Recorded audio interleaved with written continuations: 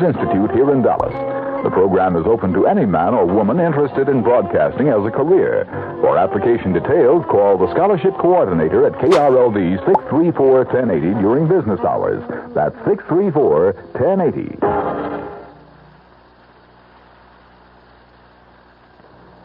The CBS Radio Mystery Theater presents...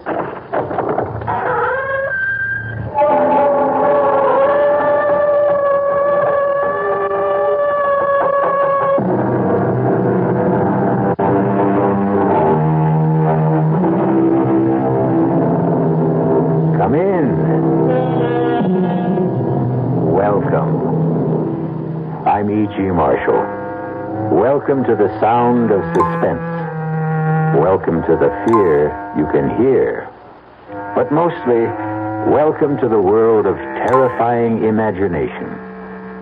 In this story, you're going to meet what some people call a shutterbug. You know what a shutterbug is.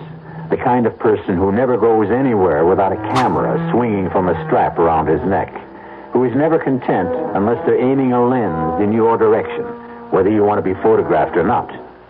But unfortunately, this particular bug is the kind that many people want to crush under their feet. We all want to get rid of Kellerman. We want to kill him. And so do you. That's a lie. You hate his guts as much as we do, Mr. Bailey. Why don't you admit it? Of course I hate him. But that doesn't mean I'm ready to commit murder.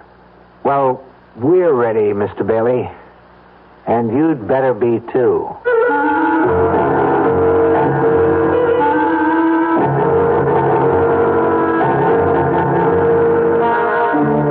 Mystery drama, A Choice of Witnesses, was written especially for the Mystery Theater by Henry Slessor and stars Paul Hecht.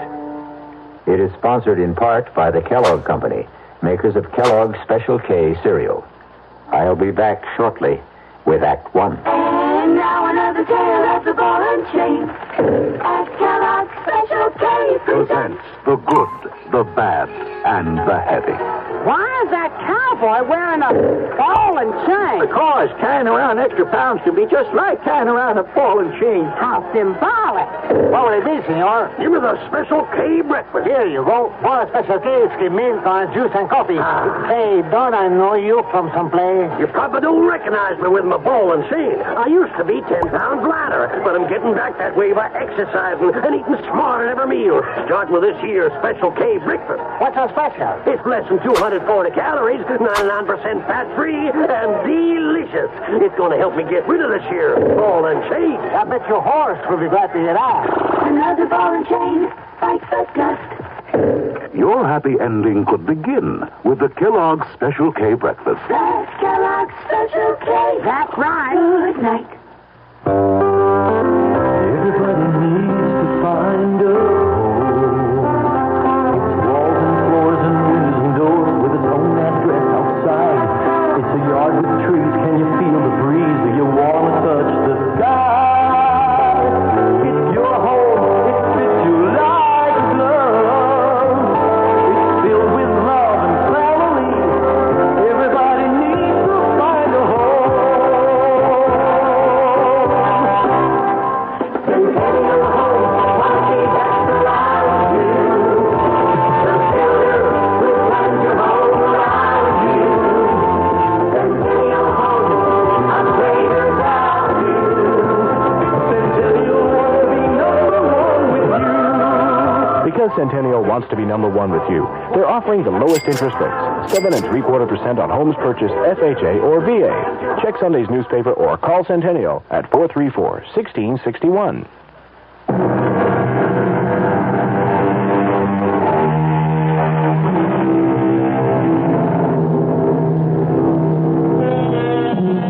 It begins on a warm day in early spring. The kind of day which tempts office workers to leave their desks and stroll through the nearest park on the noon hour. Among the strollers is an amiable young man named Gordon Bailey, who is enjoying the sunshine so much that he's taken a sandwich lunch to a park bench.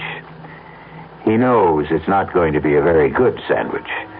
His wife, Pam, prepared it with her own loving hands. And even after 2 years of marriage, Pam seems unable to cope with even a hard-boiled egg. Oh, excuse me, mister. Okay if I sit down here? Oh, yeah, sure. Plenty of room. Thanks. Nice day, ain't it? Yeah. It's about time we had some good weather. That's a good idea. I mean, bringing your lunches apart. Oh, it's my wife's idea. We're on an economy drive. Yeah, money's tight these days. Very tight. What line of work did you say you were in? Oh, I think I said I was in the insurance business. No kidding. Well, now that's what I call a good business. Oh, excuse me. Hey, that ought to be a cute picture, huh? That little squirrel up there, cute as a bug, huh? Oh, you like to take pictures of squirrels? Well, me, I like to take pictures of everything. In fact, I do this for a living. Oh, you're a professional photographer? Kind of. I make a buck out of it sometimes. I suppose you sell pictures to the newspapers? Oh, no. I never sold no pictures of the papers. I sell them to people. Well, I guess I'll be heading back for work.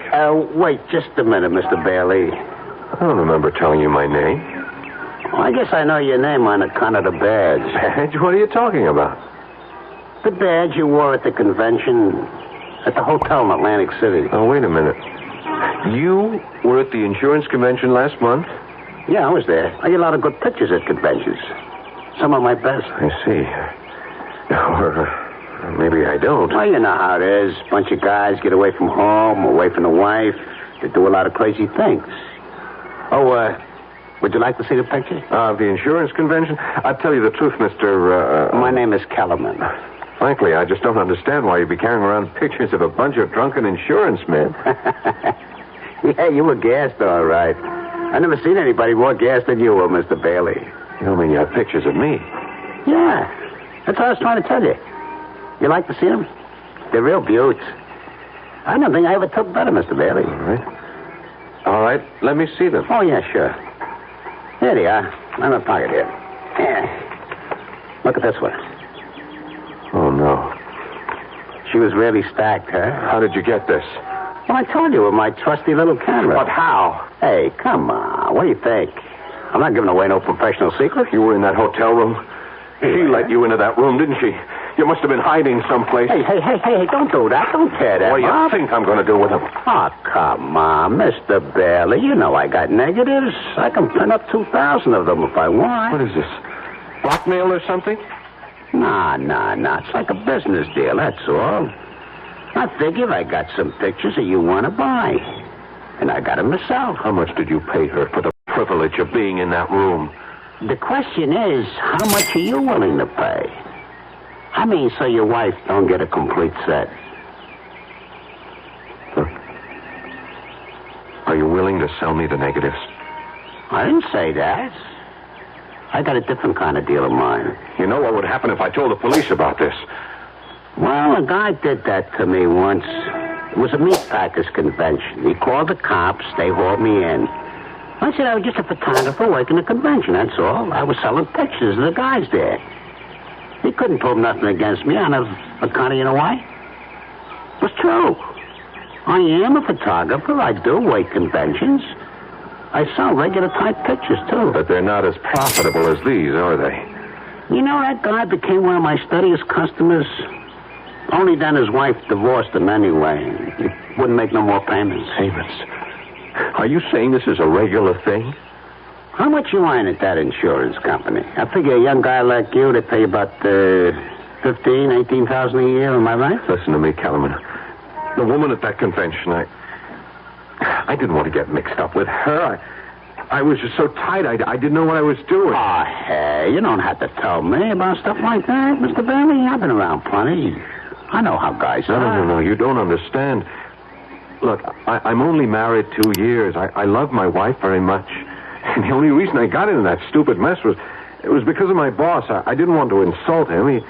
He was drunker than I was. Oh, come on, Mr. Bailey. You don't have to explain nothing to me. I know you don't want that nice little wife of yours to see these dirty pictures. And I don't want to show them to her, believe me. She'd never understand. Pam would never...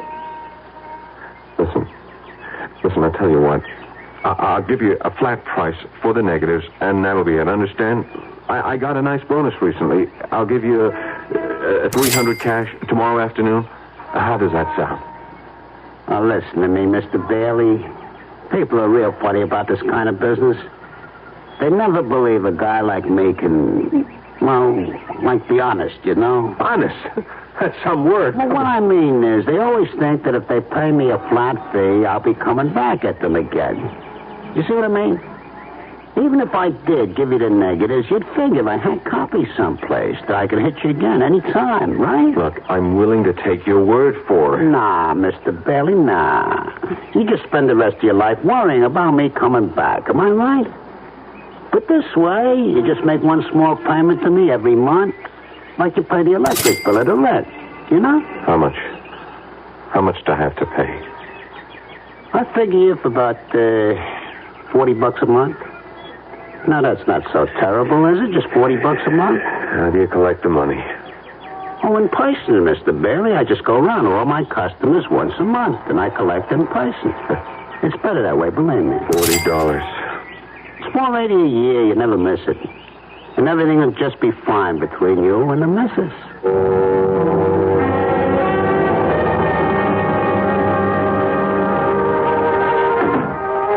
That you, honey? Yeah, it's me. Hey, shut up, you mutt. Hi, darling. Oh, be quiet, Lockjaw. It's your Lord and Master. I'm sorry I'm late. I decided to do a little Christmas shopping after work. I forgot how long it takes to fight those crowds. Oh, what a gorgeous package. That's something for me? Never mind. Well, just in case it is, here's a big kiss in advance.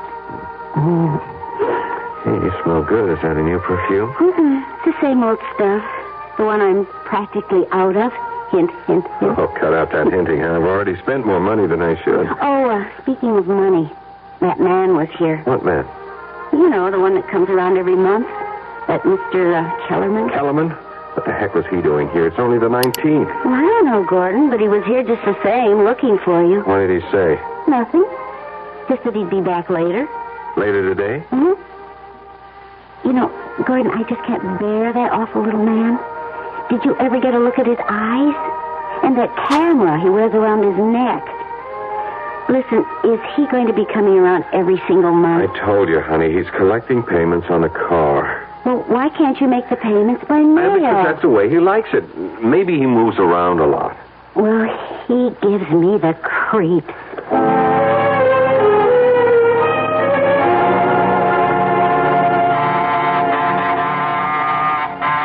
want to get that, honey? I'm feeding the dog. Yeah, okay, I got it.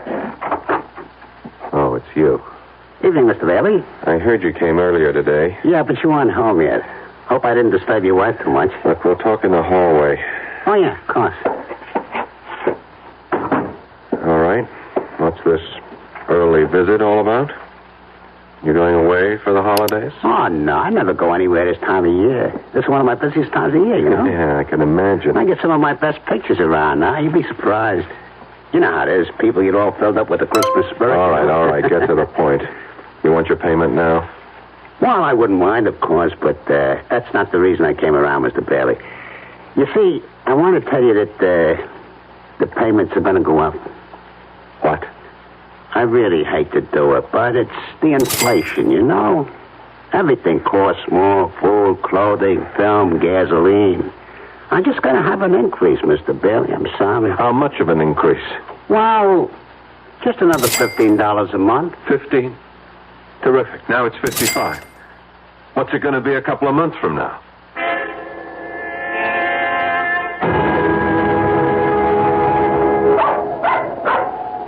Shut up, Lockjaw. Excuse me, Mr. Bailey. Yeah. What can I do for you? May I talk to you for a moment? Do I know you? No, I don't think you do. My name is Blitz. Dave Blitz. Yeah? Look, can we sit down and talk a minute? Well, it's kind of chilly. Why don't we talk standing up? I'm trying to walk my dog, and so far he's been a non-performer. Well, I want to talk to you about Ed Kellerman. I don't know any Ed Kellerman. I know you do, Mr. Bailey. I made it my business to find out. Now, I'm not asking what he's got on you, Mr. Bailey. I'm sorry, you're making a mistake. It doesn't matter. I won't ask you why Kellerman is blackmailing you. I expect you'd do as much for me. Only would you mind telling me how much you pay him? He hits me for $60 a month. Used to be 40. Price went up last month. 55. You mind paying it? Of course I mind. So do I. I'd mind if it was $10 a month. And not just because of the money. I hate that slimy man, and I'm sure you hate him as much as I do.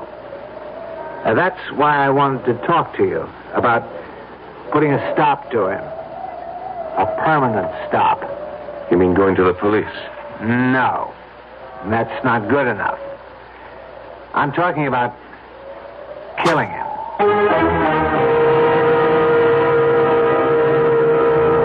Every problem has a solution, they say. And Mr. Dave Bliss seems to have arrived at his. The obvious question here is, do two wrongs make a right? We'll find out what Mr. Gordon Bailey thinks about that dilemma when we return shortly with Act 2. In 1919, someone had a big idea. Let's help youth understand big business by starting them in small businesses of their own.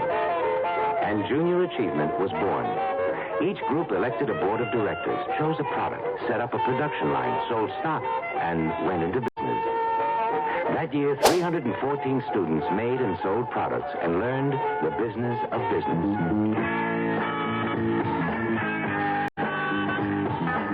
Today, Junior Achievement has grown to nearly 200,000 members. Junior Achievers are designing and marketing their own products and services, from cutting boards to printing. They're organizing sales efforts, writing marketing plans, calculating profit and loss. Running these small businesses helps Junior Achievers understand how big business works. Support Junior Achievement, where youth learns the business of business. Call your local Junior Achievement office. The Dallas Times-Herald. You're doing more, we're doing more. With 100,000 people in Dallas playing tennis, you can imagine there's a lot of interest in the kind of coverage tennis gets in the newspaper, and how much attention is... What is the Dallas Times-Herald doing to satisfy the growing number of tennis fans and players in Dallas? Listen to sports writer Tim Taylor. So we don't treat tennis as a 3 times a year sport to be covered only when there's a major professional tournament in town. We try to emphasize what's happening in Dallas at the grassroots level, with stories that range from developing junior players to high schools and colleges to the average player who may not belong to a tennis club or league. And what this does, of course, is to... You're doing more to learn what's going on. We're doing more to tell you. And there's a simple way to prove it. If you're not a Times-Herald subscriber, call this number, 744-6101, the Dallas Times-Herald. You're doing more. We're doing more.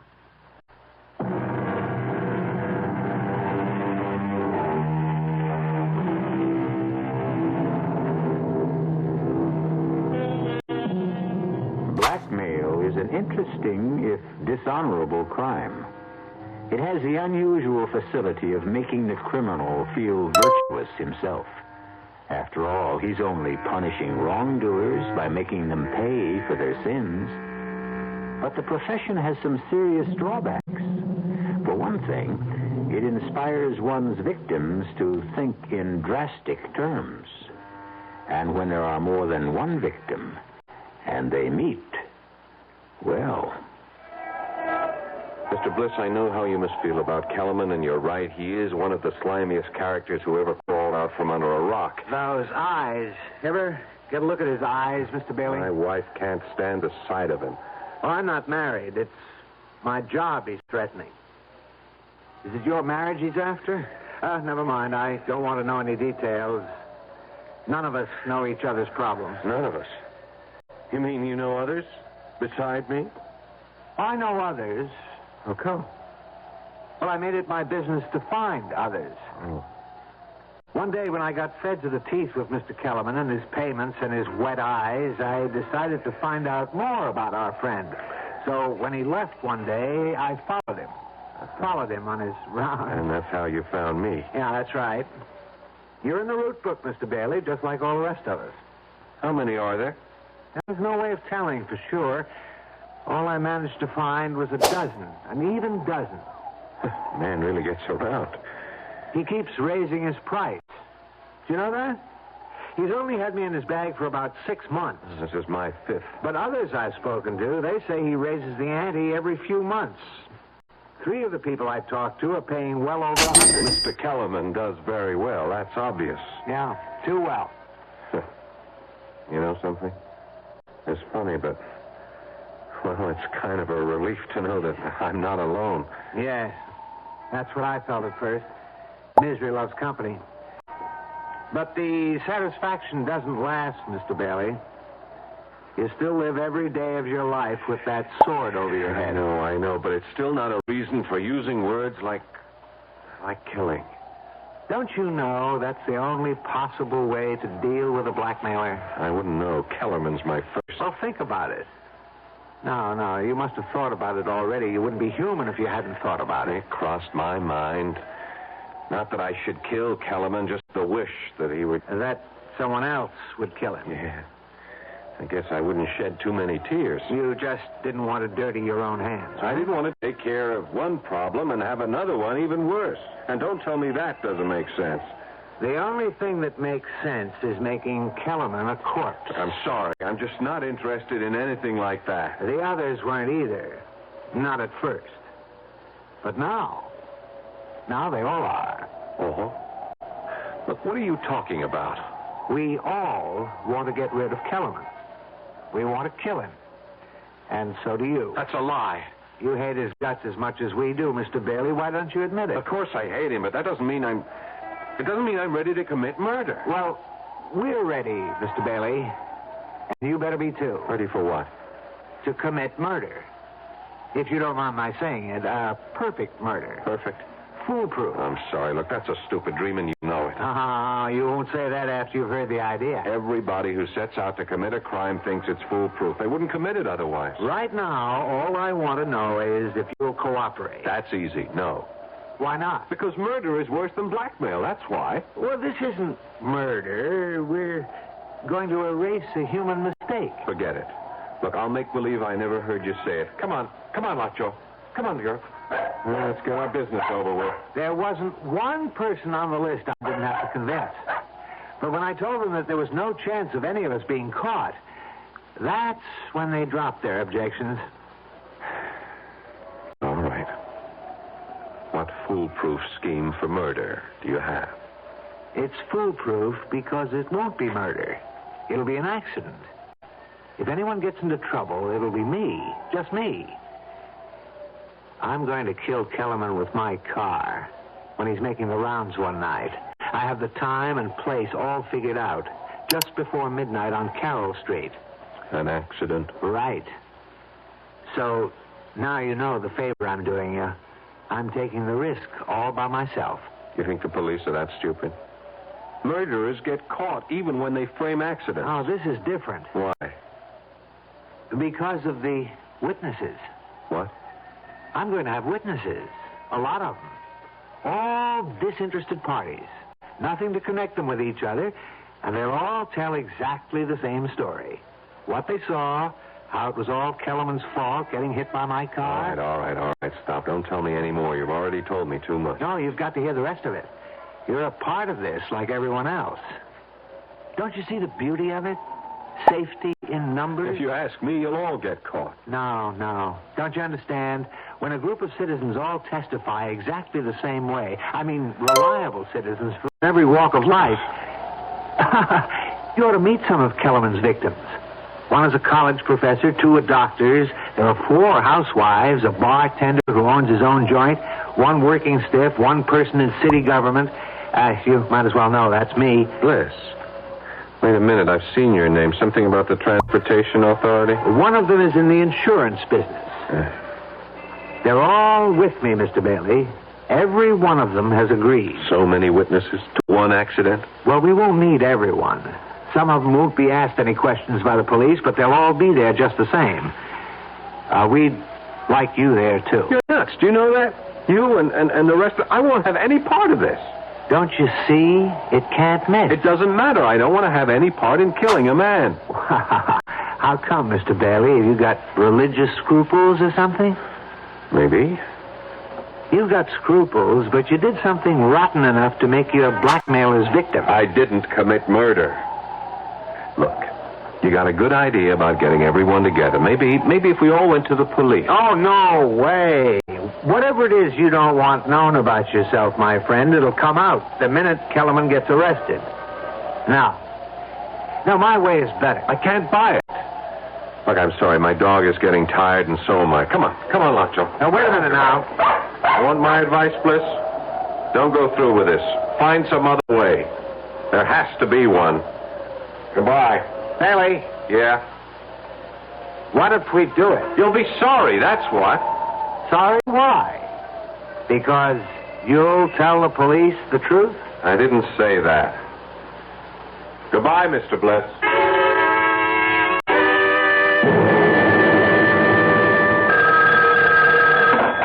Hello. Evening, Mr. Bailey. How are you? I'm all right, Bliss. What do you want? You going to be busy tomorrow night? What do you mean, busy? Well, some of the gang are getting together tomorrow night at the corner of Carroll Street and 9th Avenue about 9:30. How about coming down? You might see something interesting. Look, you can't go through with this. We're all in it together, remember? You might not have to do a thing. Just stand there and see it happen. That ought to be satisfying all by itself. I won't be there. Well, we'd sure like to have you, Bailey. You won't get away with this. Nobody ever does. You're wrong about that. But I won't give you an argument. Can we count on you? No, you can't. I won't be there, and I won't help you in any way.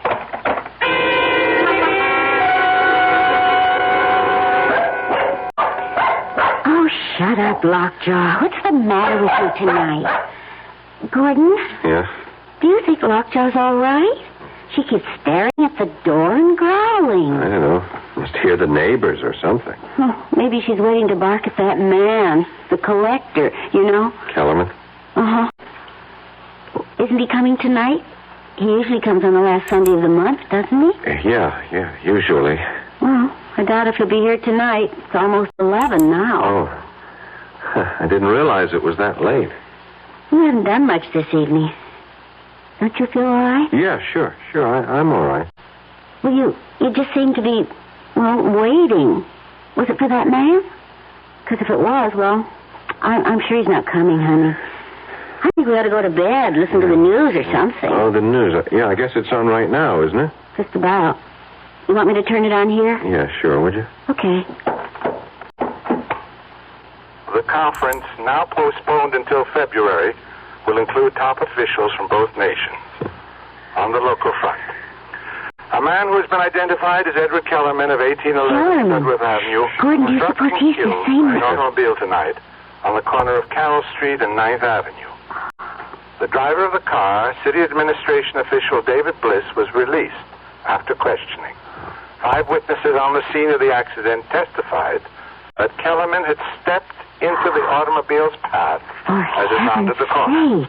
In sports, the Golden Warriors announced their home. Gordon, do you suppose it's that man, the collector? You think that's the reason he didn't come around tonight? It would be a good enough reason, wouldn't it?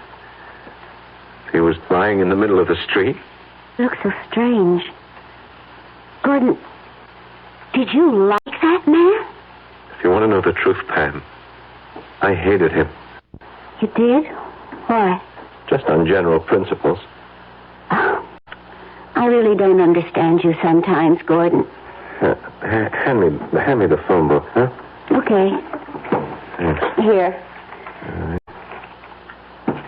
You going to call somebody? Honey, why don't you go to bed? I'll be in a few minutes. Yeah, but who are you calling? Just someone I know.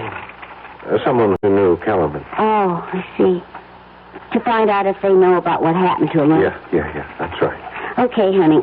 I'll go in then. I'm feeling a little tired. Yeah, so am I. I'll be right. Good night, sweetheart. Good night.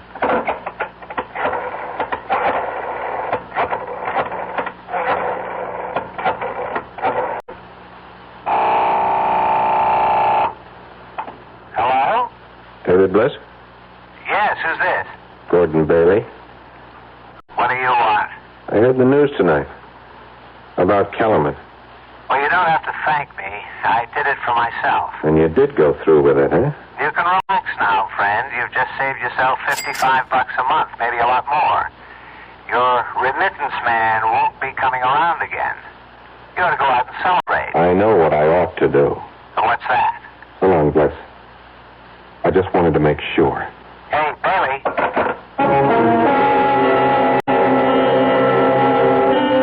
Obviously, there's one thing you can say for David Bliss. He's a man of his word. And because Mr. Bliss kept his word, two indifferent interns are now lifting the mortal remains of Mr. Edward Kellerman and depositing them in the efficient cold filing cabinet of the city morgue, awaiting for someone to claim the body. But who cares about a dead blackmailer? Possibly Mr. Gordon Bailey. We'll find out shortly when I return with Act 3.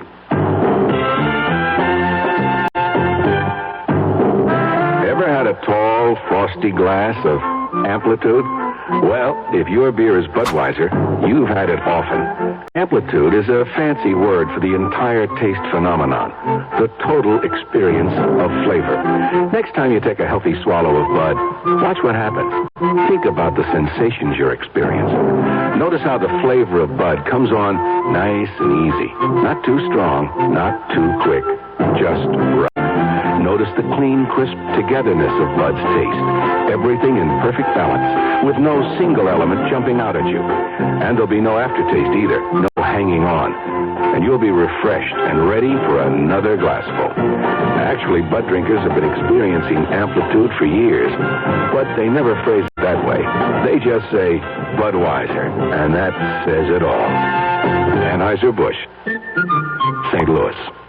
Your first power tool was probably a power drill. It was really useful, even for simple jobs. It's still useful, even now that you've gone on to more difficult projects. Hi, Frank Lieber here for True Value Hardware Stores, and they've got an essential companion for your power drill. Black & Decker's electric drill bit sharpener. As your workshop skills become sharper and sharper, your drill's bits become duller and duller. Buying new ones time and time again is expensive. Black & Decker's drill bit sharpener will make them sharp as new again. It works like an electric pencil sharpener. It fits 11 bit sizes from 1/8 to 3/8 of an inch, and it's double insulated for electrical safety. Right now, True Value Hardware Stores have the Black & Decker drill bit sharpener at a new low price. It was $19.99. Now it's $4 less. Just $15.99. Get the Black & Decker electric drill bit sharpener for just $15.99 at the True Value Hardware Store nearest your home.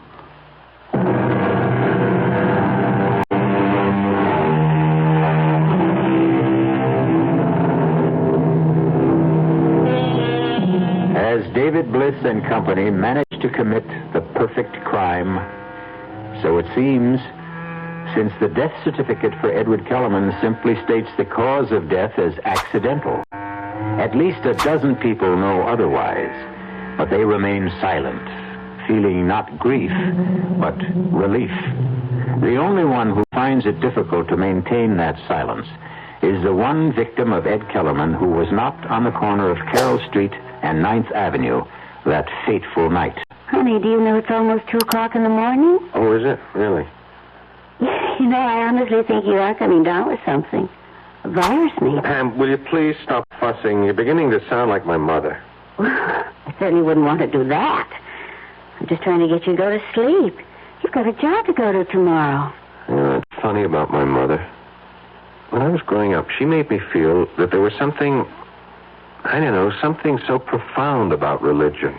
Well, if you ask me, she just likes the bingo games. My father was that way, too. But neither one of them really seemed to live their religion. You know what I mean? I mean, they talked about loving their neighbors and so forth, but they didn't love them at all. They were always saying the nastiest things about them.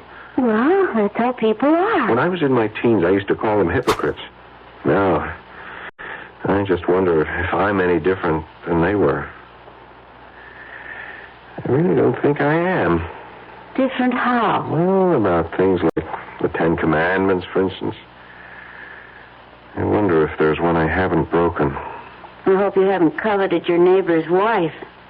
That's about the only one I can remember. I remember them all. You do? Yeah, I won a prize in Bible class when I was only 8 for reciting all of them. Thou shalt not this. Thou shalt not that. There are only 8 shalt nots. Thou shalt have no other gods beside me. Thou shalt not worship any graven image. Thou shalt not take the name of the Lord thy God in vain. Thou shalt not kill.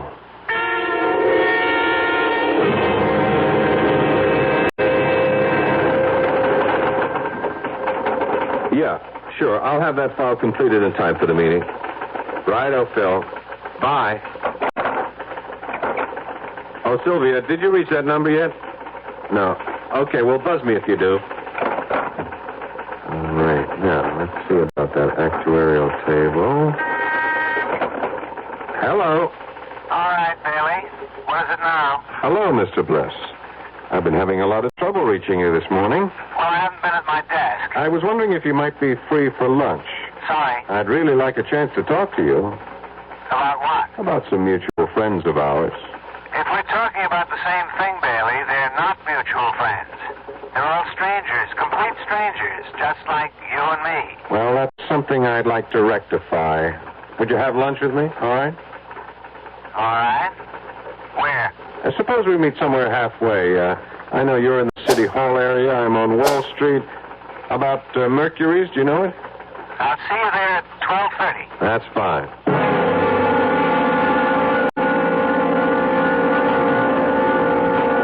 All right, Bailey, let's have it.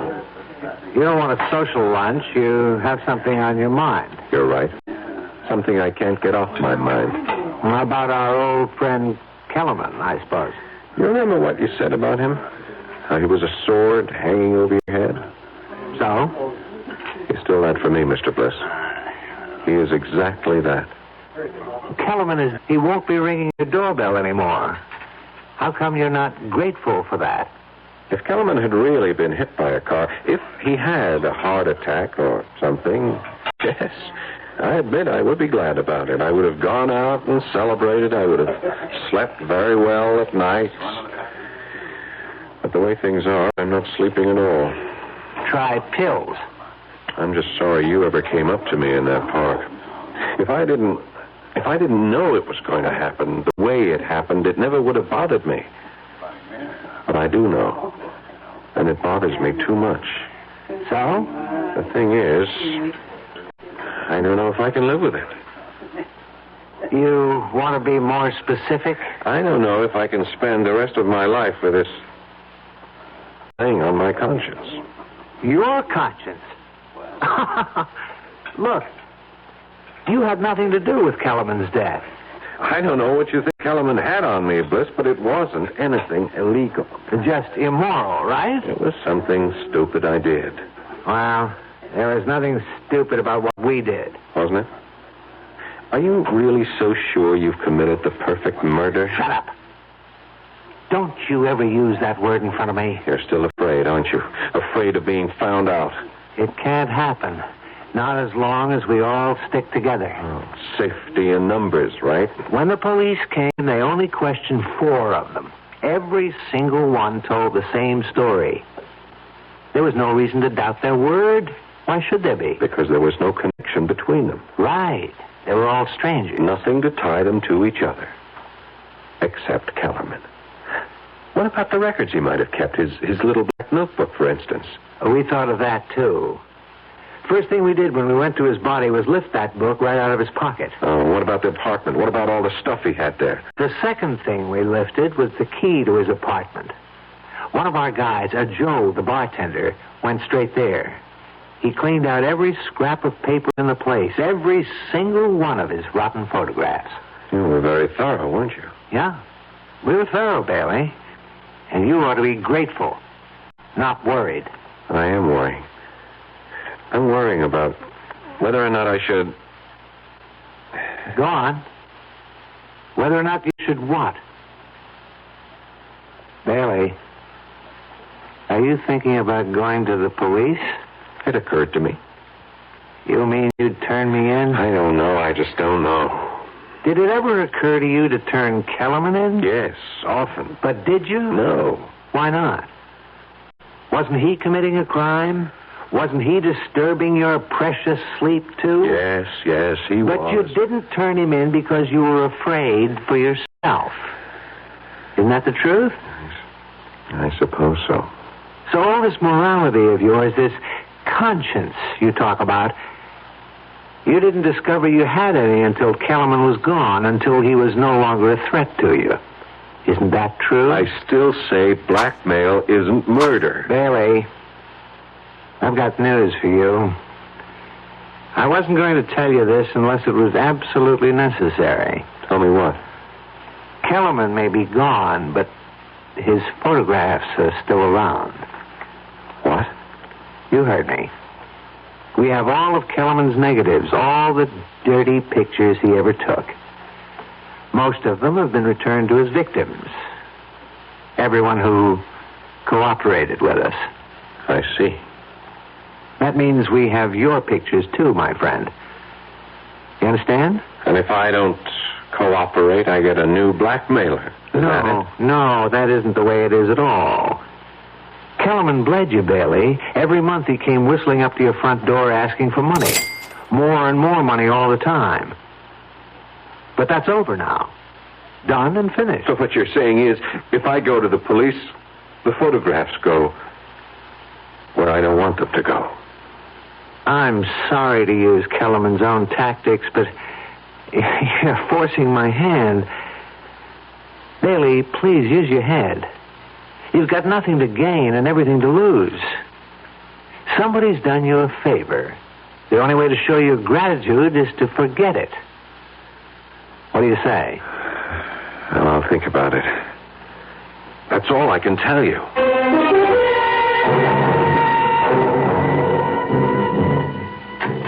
Want any more coffee, honey? No, thanks.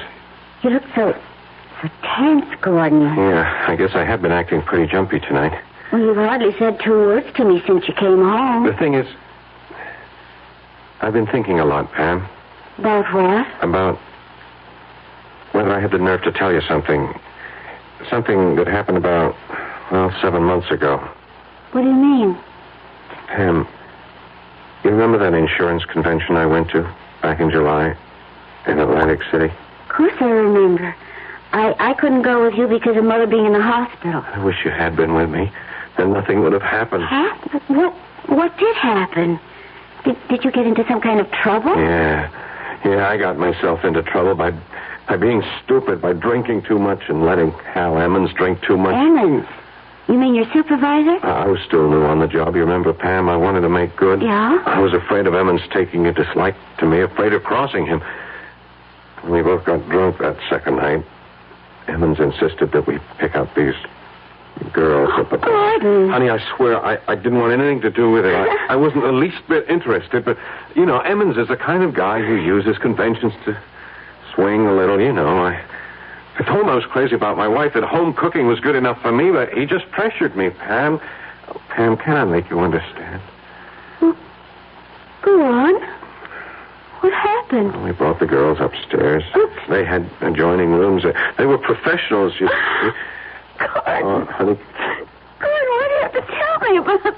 Please don't cry. I wouldn't have known if you hadn't told me. It's on my conscience, Pam. Your conscience? Oh, sure, I could have kept my mouth shut, but I guess I needed to tell you. I guess I wanted you to know so that you could forgive me.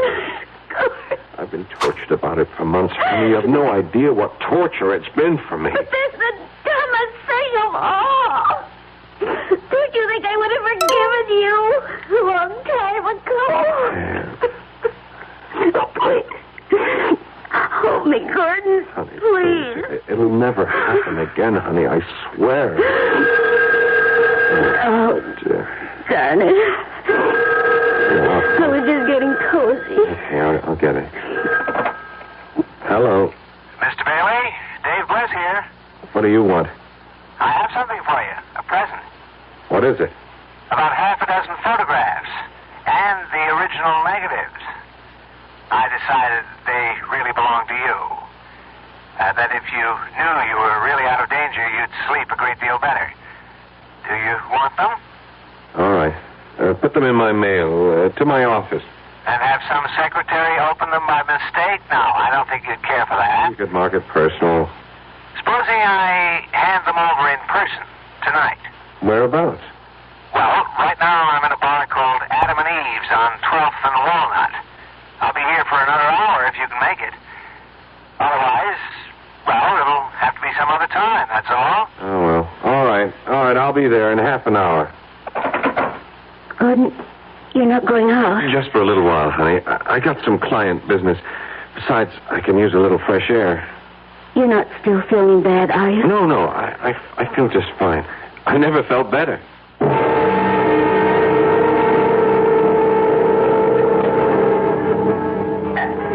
Maybe I'm crazy to do this, Bailey. Maybe I'm putting my neck into a noose, giving you back these photographs. And why are you doing it?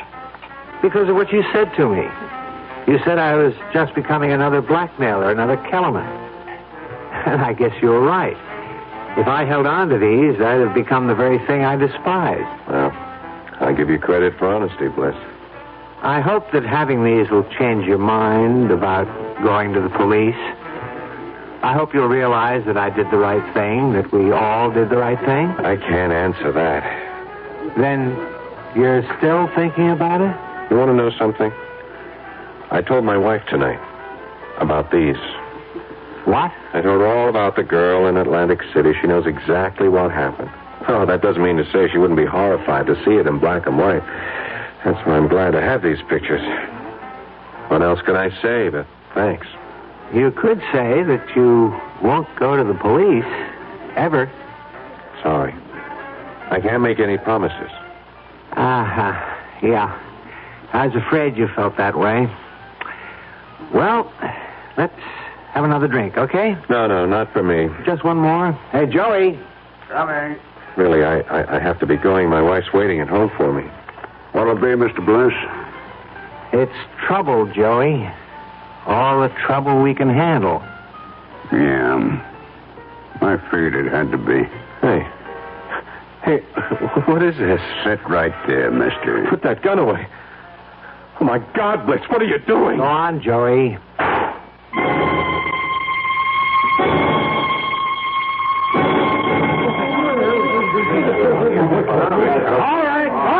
All right, let's get the story straight now. What happened to you, Joey? Look, Sergeant, you know me. You know I don't like trouble in my joint. Well, what did the guy do? Try to haul you up? That's right. He come in, he sat down at the bar, he pulled out a 45 and stuck it in my gut. Well, that's a strange one, all right. I mean, the guy was some kind of insurance executive. If that's all I on his business. Well, he must have gone off his nut, Sarge. Look, you can ask anybody, all of my customers. This gentleman right here was at the bar. Yes, officer. My name is David Bliss. I'm with the city, officer, and the bartender's right. The guy just sat down and pulled out the gun. Yeah, that's true.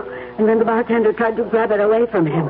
It went off. What's your name, lady? Mrs. Edith Chester. It was a pure case of self-defense, Sergeant. I'm just glad nobody else got hurt, you know. Yeah, you were lucky, Joey. You were all lucky.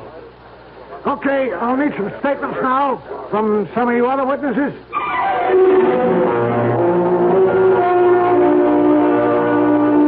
And so for poor Gordon Bailey, there was no safety in numbers, only extinction. We admit that this is a grim demonstration of the old saying that in union there is strength. But we sincerely trust that justice finally prevailed. I'll be back shortly.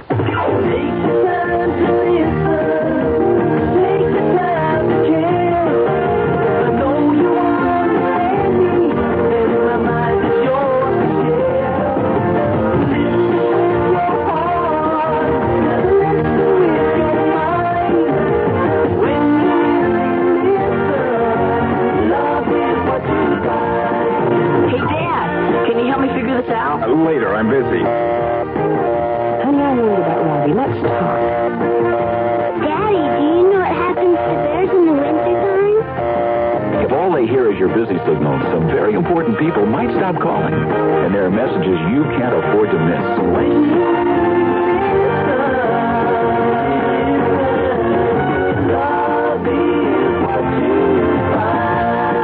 A thought from the Church of Jesus Christ of Latter-day Saints, the Mormons.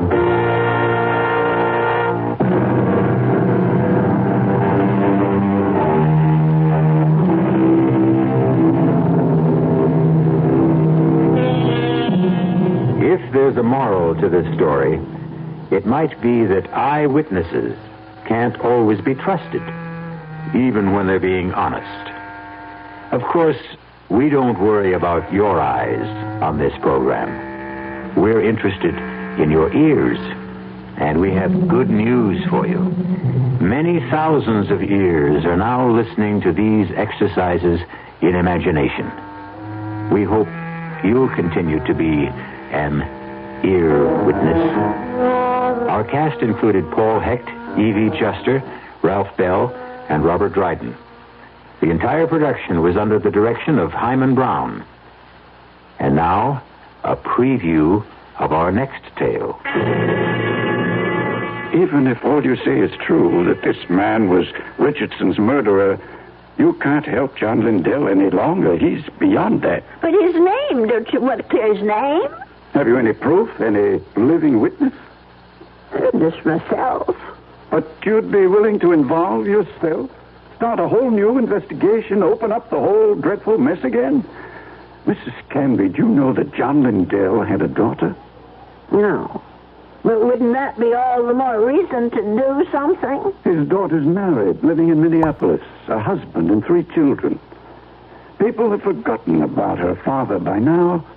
Would you want that poor woman to see his name dragged through the newspapers a second time? But if her father was innocent... Forget it, Mrs. Canby. That's my advice to you. The old wound is healed. Don't reopen it. Radio Mystery Theater was sponsored in part by Anheuser-Busch Incorporated, brewers of Budweiser. This is E.G. Marshall inviting you to return to our Mystery Theater for another adventure in the macabre. Until next time, pleasant dreams.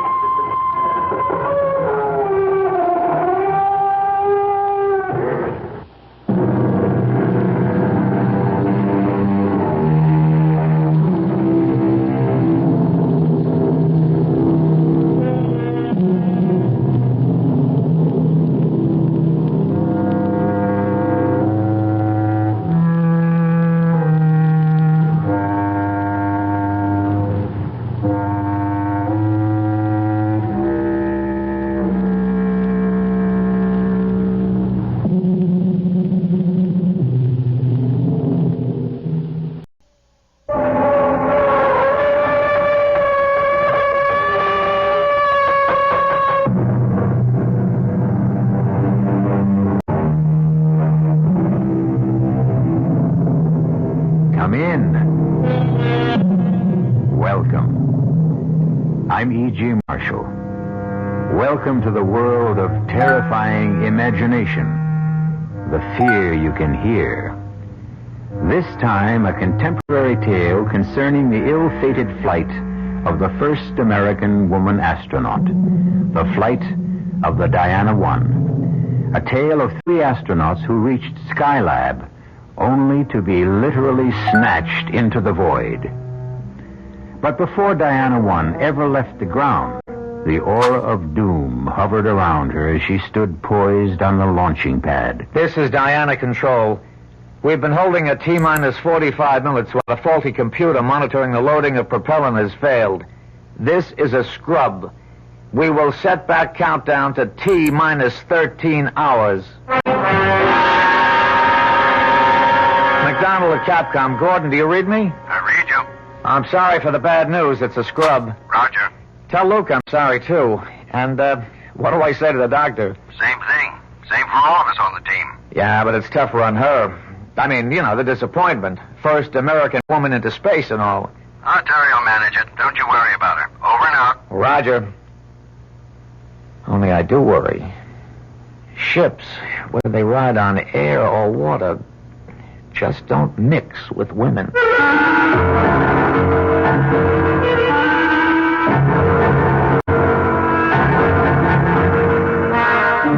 Our mystery drama, Out of Sight, was written especially for the Mystery Theater by Ian Martin and stars Julia Mead.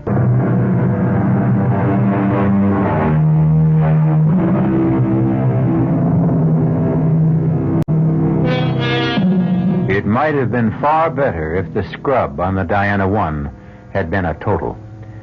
This was only another in the long series of delays that had plagued the spaceship and haunted not only the astronauts themselves, but the ground crew as well.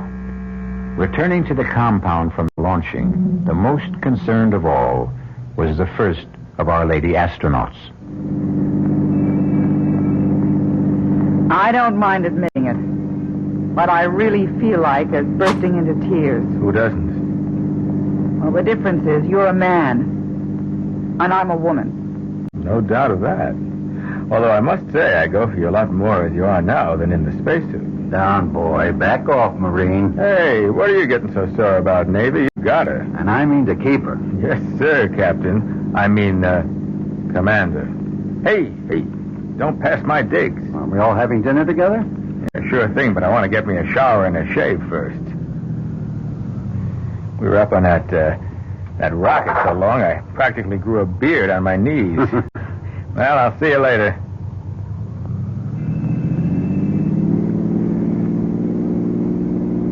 Good old Luke. I'm glad he's the third member of the team. Oh, no. The second. I'm the third wheel, Gordon. And you know why I wanted to burst into tears? Like all of us. Disappointment? No, a lot more than that.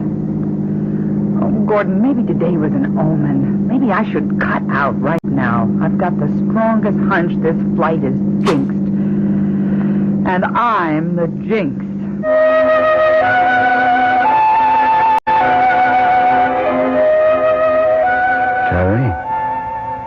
Terry, where are you? At the window, Gordon. I didn't mean to wake you. It's okay.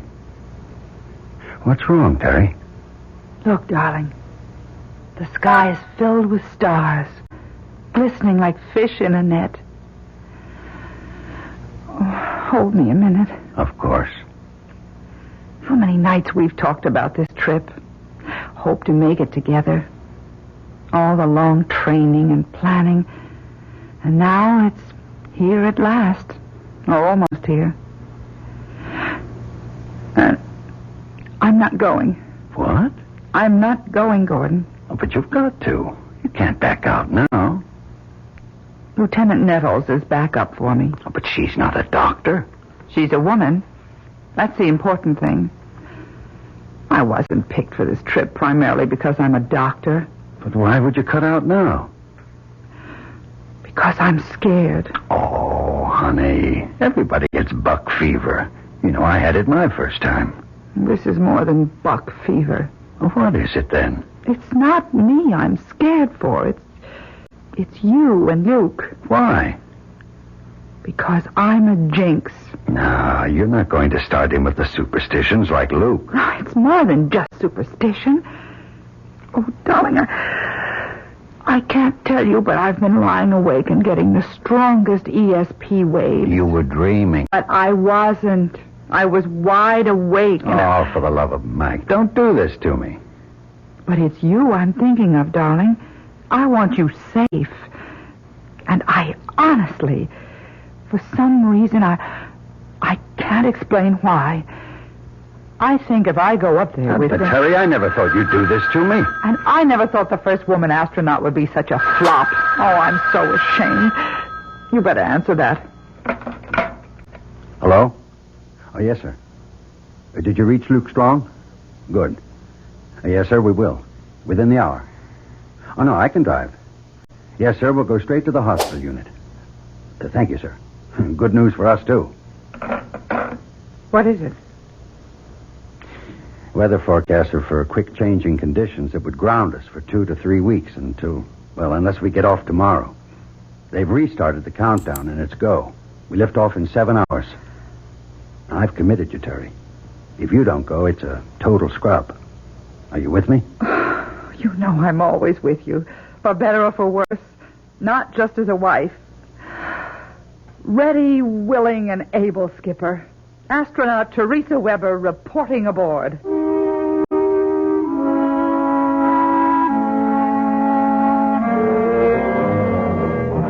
Pilot to Capcom. Do you read me? Yes, Commander, we read you. Are we still on countdown? Yeah, Gordy, T5 and counting. Any okay with you? All systems are go here. Check, Luke? Everything reads good to me. Cabin pressure is holding at 6.1 pounds. Roger. We are T40 and counting. Looks good all the way. Good. Keep me posted. Roger. Over and out. How do you feel, Terry? Now that I'm here, great. Hang in, lovely. You've only begun to live. What do you say, Luke? Well, let's get it all put together. Skylab, here we come. That's the spirit. Let's check out the inertial guidance and the boosters again. What do I do, Captain? Just sit tight and get ready for the thrill of your life.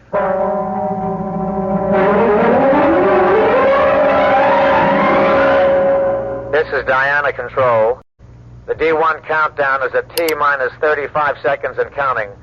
All systems are reported in a go condition.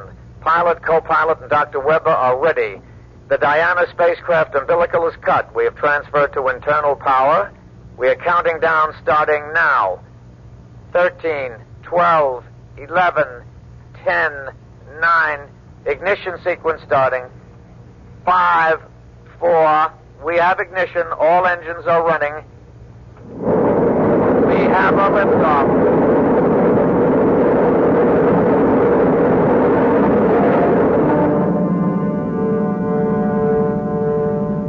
The clock is operating. We are underway. Roger. Read you loud and clear. We're smoothing out some now. Roger. Through Max Q. Through Max Q and smoothing out real fine. The sky looks very dark outside. Cabin pressure is holding at 6.1, okay. Coming up on 2 minutes. Roger. Reading you loud and clear. Pitch 25 degrees. Your flight path looks very good.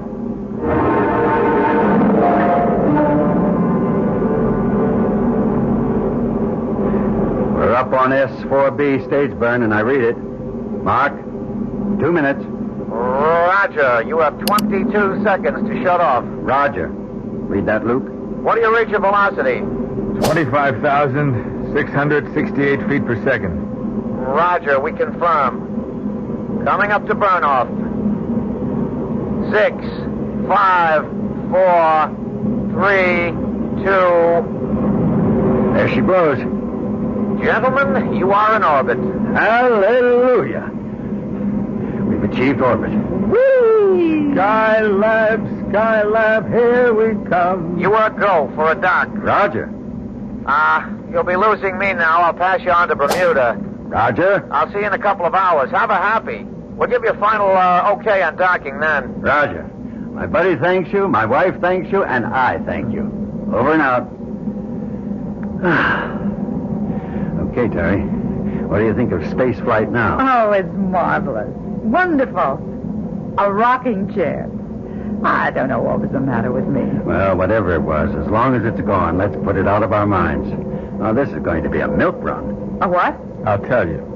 A young man like me and a young woman like you wouldn't dig that talk. It's from World War II, but I've read about it. A milk run was like when you flew out to bomb and came back and knew old Hitler didn't have any more planes to bother you, and you were just as safe as if you were taking a ride in your grandmother's electric automobile.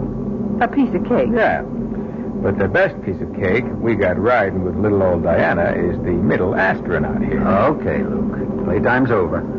Let's run a full instrument check and give Terry a chance to start working on her medical reports. If I have to put up with wearing these electrodes like Frankenstein's monster, let's at least make it worthwhile.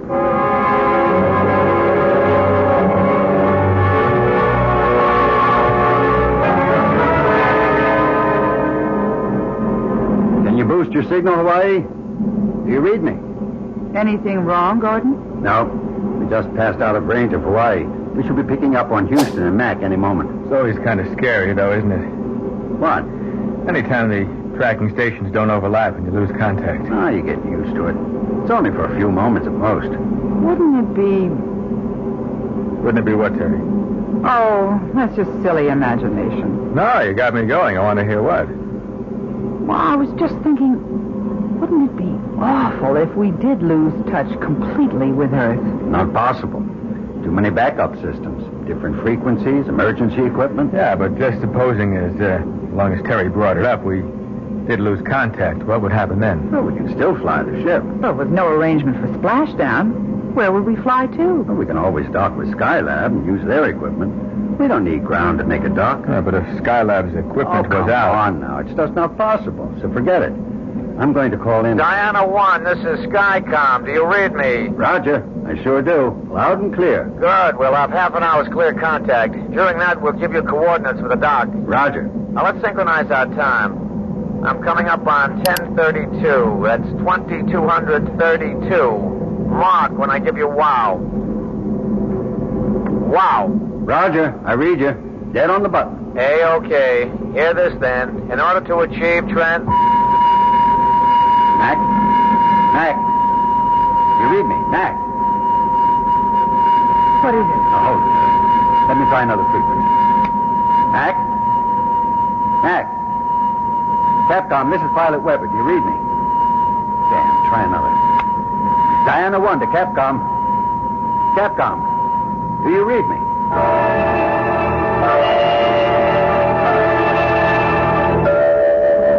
I can't raise a thing, Skipper. I've tracked over Bermuda, Africa. Everything's dead. Every frequency. I can't understand it. All other systems are go. Yet we've lost contact with ground. That means we're on our own? Unless we turn up Australia, Hawaii, or Mac back at Houston. And if we don't? We head for Skylab. Is that so terrible? Certainly its radio must be working. And if it isn't? Now, that isn't anything I want to start thinking about right now. Maybe we better, because... Because what, Terry? You don't know, Luke, about my dream. For God's sake, this is no time for dreams. Hello? This is Diana 1 calling. That isn't going to do any good, Gordon. This is what I dreamed, that we'd lose contact. I remember that humming sound. You'll never get through it, even if we make Skylab. That would mean that... Thanks to me, the first woman, the Jinx, we're lost. We're lost in space.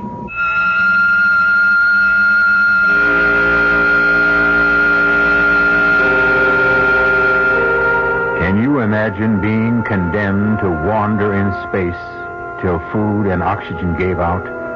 Or the orbiting vehicle you made your home plunged through the friction of the atmosphere to roast you to ashes in fire and flame? And the very thought of it makes my blood run cold. But perhaps you will prove to be made of sterner stuff. For another full orbit, the Diana 1 circled the Earth. But it seemed that all communication was irretrievably gone. On all frequencies, on all tracking stations our astronauts tried to raise, they heard only that high, oscillating hum. No, we've got to face it. We're clear out of touch. There's only one thing left to do. Make the dock ourselves. Well, we've used up a critical amount of fuel attitudinizing ourselves to try to pick up Capcom signals. I know. Do we go for a dock this time around or wait till next orbit? Well, we've repositioned all the way around this time. We'll never be aligned more favorably. With a tweak burn, we ought to have precise apogee and gain on her enough to lock onto target with radar. How soon will we see the lab? 25 to 20 miles we ought to have clear. There she is. Ahead and just a little bit above us. She's right, Gordy. Okay, we'll intercept. We're on our own. We're going to have to chase for a while, but we're locked on by radar and fitting.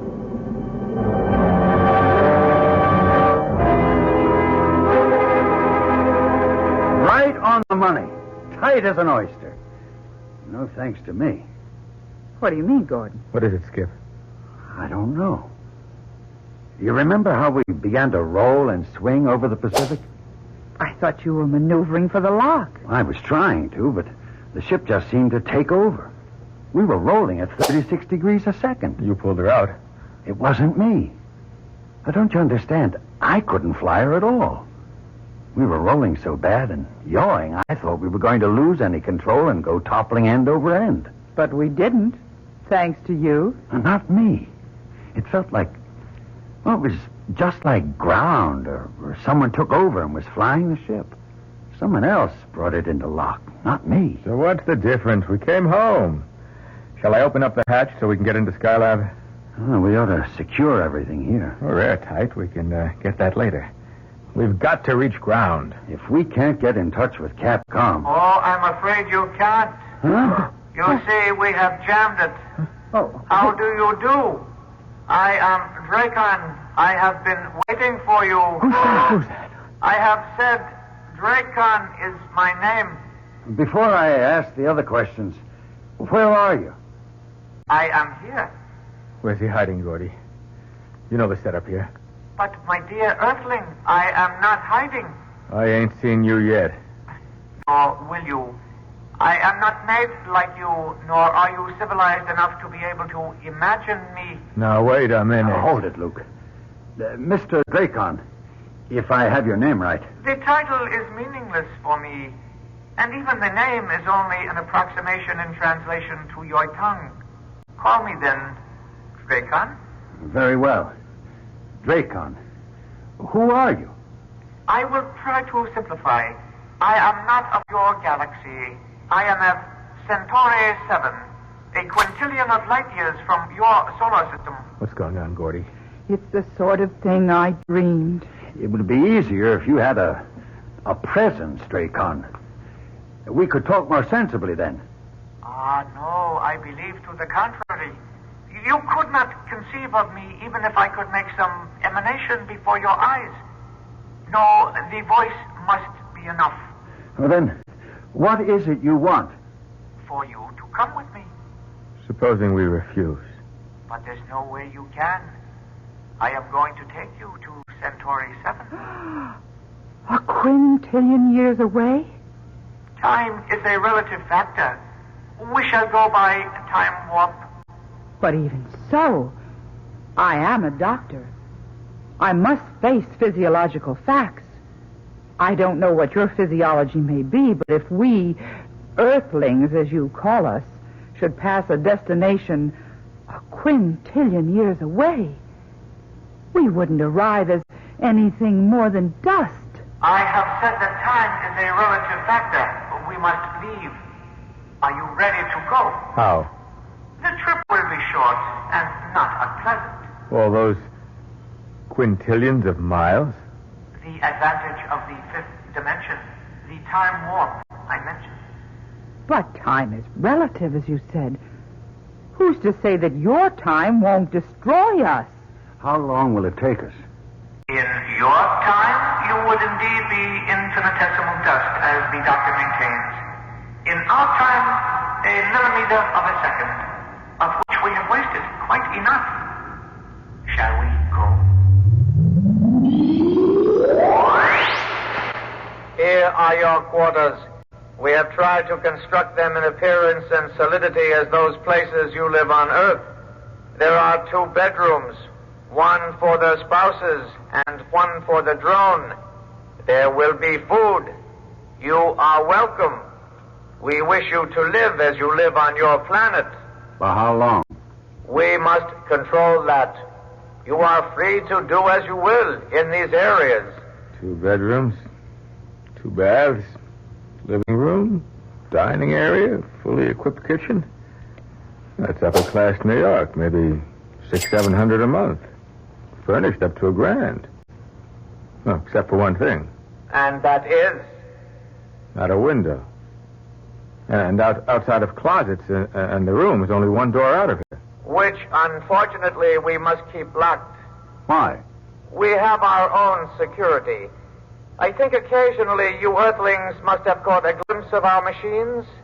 We have been observing you for some time. Why? For reasons of our own. Our saucers have even landed on occasions, too, as you do in your flights to the moon, for example, to pick up informative material. We have even considered gathering some of you before this, but in the areas we landed, we did not consider the specimens quite satisfactory. We do very much consider you excellent representatives of your primitive culture. We have selected you as, what is a word you use? Guinea pigs. You mean we're going to be locked up here like in a laboratory cage? Yes, so we can study you. Now I leave you to get adapted to your new surroundings.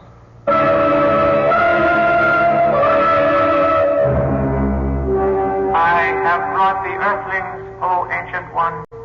You did not pluck them captured one from the atmosphere from one of their spaceships. Why did you pick these? One is a female. Our first opportunity to gather such a specimen without alerting the Earthlings. So be it. What is your wish now, Dracon? Permission to start the test. As you wish.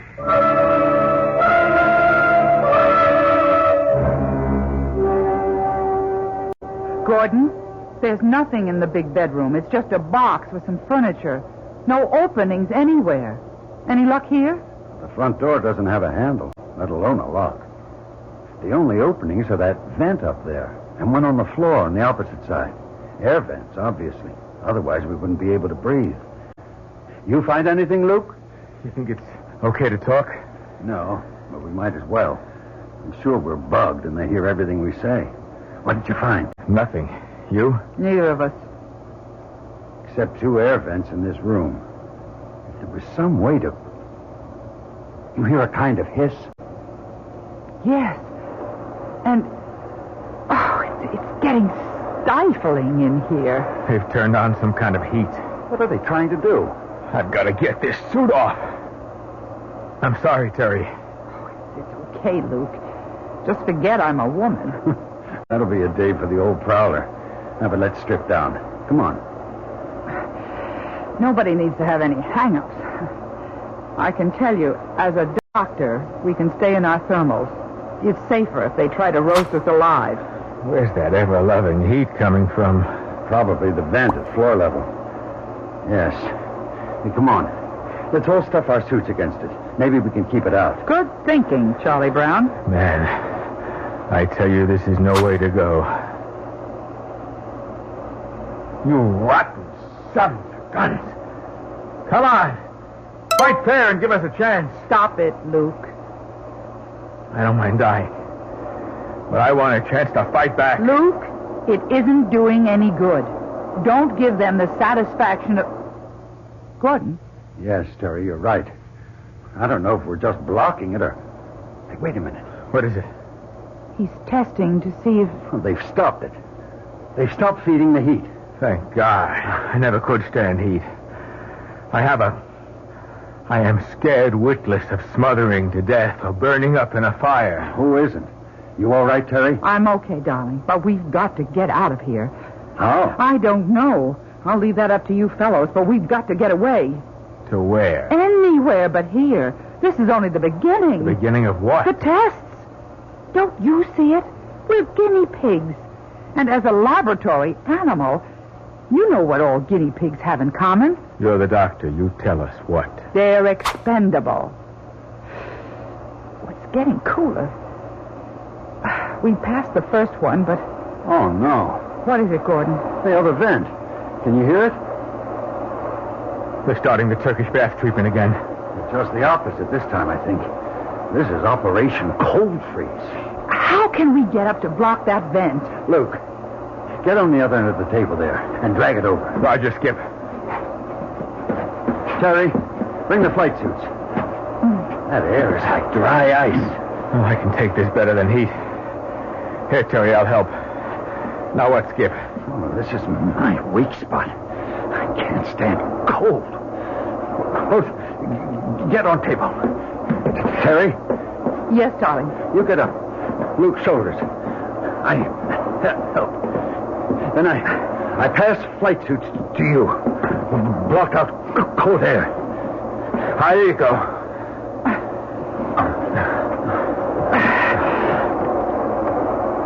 I'm okay. Hand me the suits. I'm braced against the wall. Okay, Gordy. It's all right. No need. They've shut off the freeze. Here are the suits. I got them. Come on down, baby. Well, you're something to have around. You imagine old Gordy or me getting on each other's shoulders? Huh. I'm glad I'm of some use. Now it's the men's turn. What do you mean? This is only the beginning. How much more of this can we go through? One exposure or another is going to be too much for one or all of us. Let's try to get out of here. How? Only one way. The door. What we need is a prize of some kind. Oh, wait a minute. The table. It has metal legs. Help me turn it over, Luke. Sure. Yeah. There's a flange at the top. And screws. Oh, now, if we just had something... Would you believe? I just happen to have a nail file. Oh, baby, you are the most. Come on, let's have at it.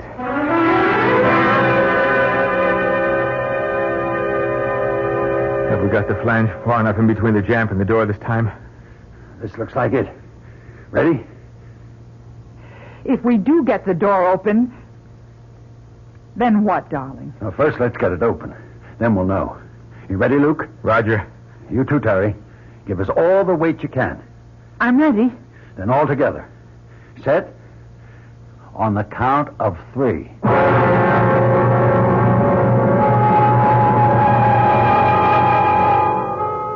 Three lost and desperate astronauts, far beyond the stars. Should they succeed in opening this door, what can they hope to find at best? Another world, and one apparently hostile to them. What infinitesimal chance do they have to return to landfall and splash down on old familiar Mother Earth? Is there any threat worse to sanity than the unknown? And yet, faced with the prospect of death by any factor of the known, which of us would not gamble and reach for the unknown as an alternative?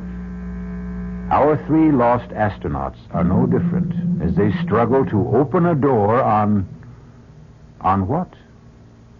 What kind of a world lies beyond it? She's open. But... Nothing.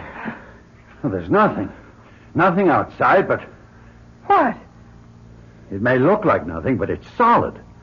It might just as well be a wall. For you, it is. For us on Centauri 7, it is our world, but not yours. Are you now satisfied? But what do you intend to do with us? We must finish our tests before we tell you that. Now you are weary. First, you must rest.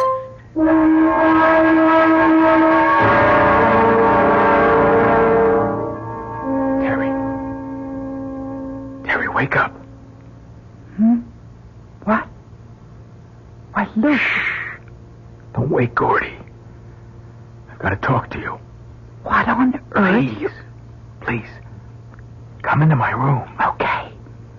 Just a second till I find my shoes. Come on. I'm coming. What is it? I've got to talk to you. Terry.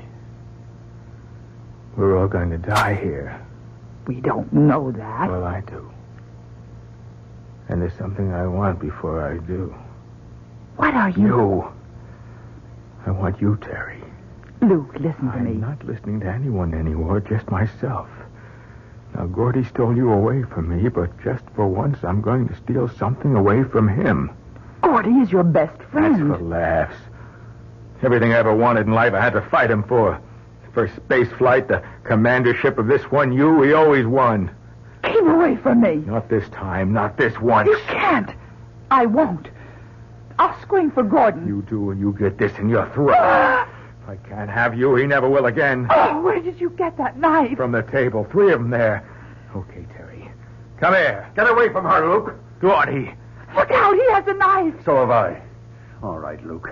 You wanted to use the knife? Come on. Try it on me. That suits me just great.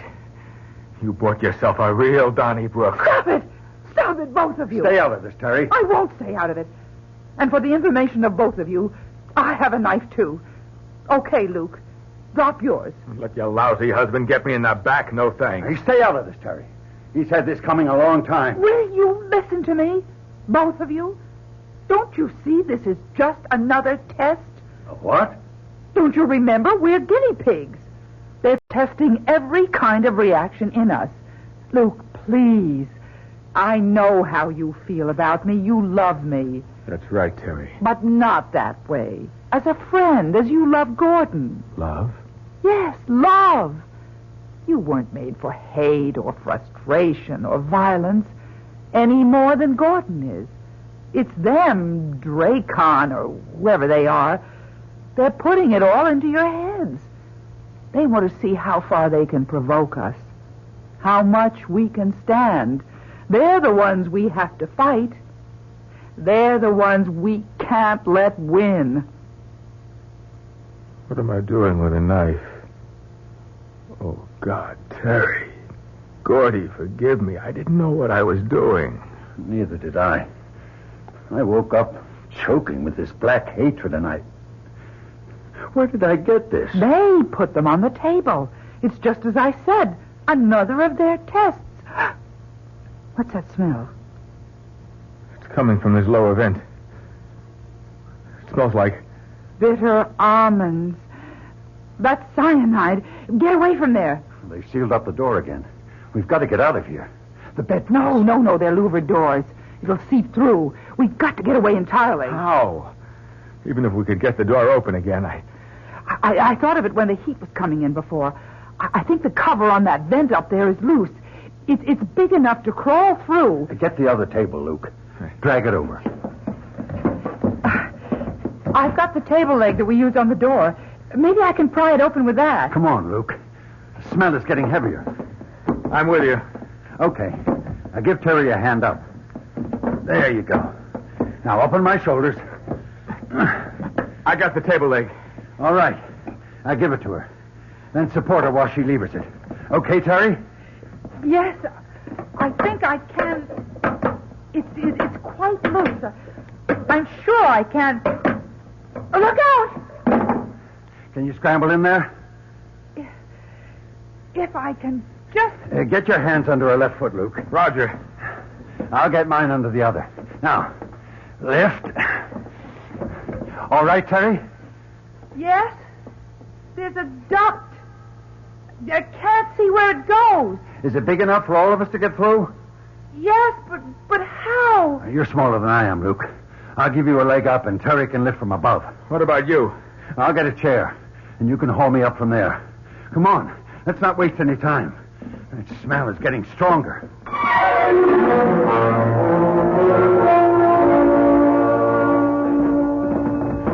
Terry? What, Gordon? Why are you stopping? Another turn? No. It's a dead end. Oh, no. Are you sure? It's blocked in front and on both sides. Wait a minute. What? It's open above. Like a chimney. How wide is it? Just a moment. It's round. About maybe 3 feet in diameter. Any light? No. Just as dark in here. It's no use. We'll have to go back. We can't go back. Not to that cyanide. Maybe they stopped pumping it in. What else can we do? We can try what mountain climbers do. What? Terry? Yes, Gordon.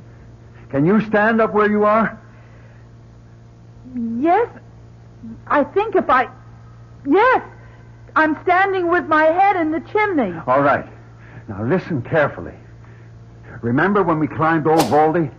Yes. 1,000,000 years ago. Now hang in, baby.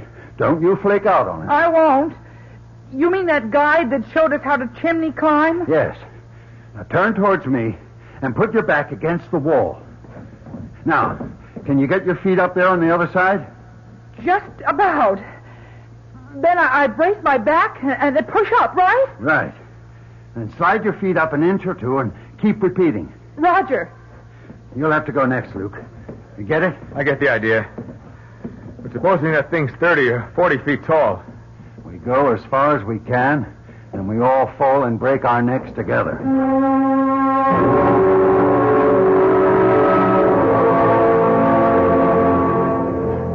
Hold it! What now? It's getting wider, but I think it's another dead end. Oh, not another chimney. I couldn't make it. This one goes down.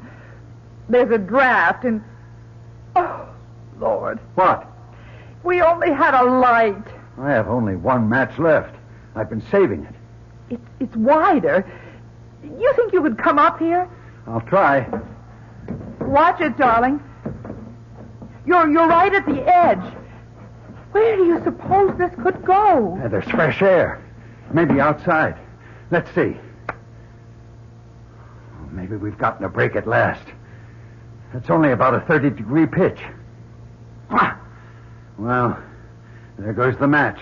Yeah, but where goes the tunnel? I'll let you know any moment. If anything happens to me, you and Luke can try going back. Oh, no, sir. Anyone tries the roller coaster, old Luke gets to go first. No, Luke. Here I go. Feet first. Too bad I forgot my parachute.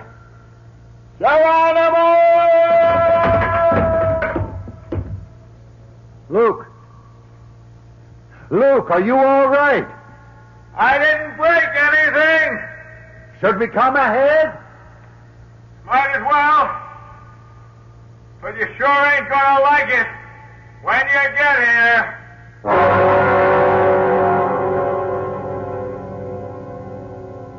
Oh, all that for nothing. Right back where we started. At least we don't have to bother about trying the lower vent. We know where it goes to.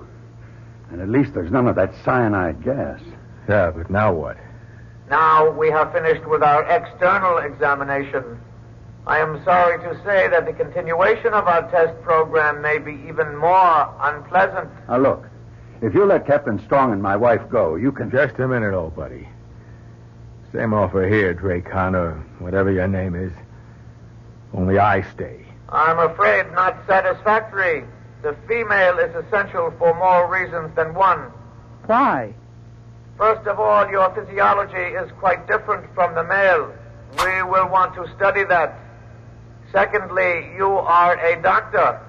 We can use your expertise to dissect your male companions so that we may study how to work on you. No, absolutely not. I won't lift a finger to help you. Suppose we were to offer to let your husband go. I'll answer that. No, let me. Darling, I'd gladly die for you. But I couldn't kill for you. I wouldn't expect you to. I love you. I love you. And we both love you, Luke. One for all, and all for one. I guess we bought it for good this time.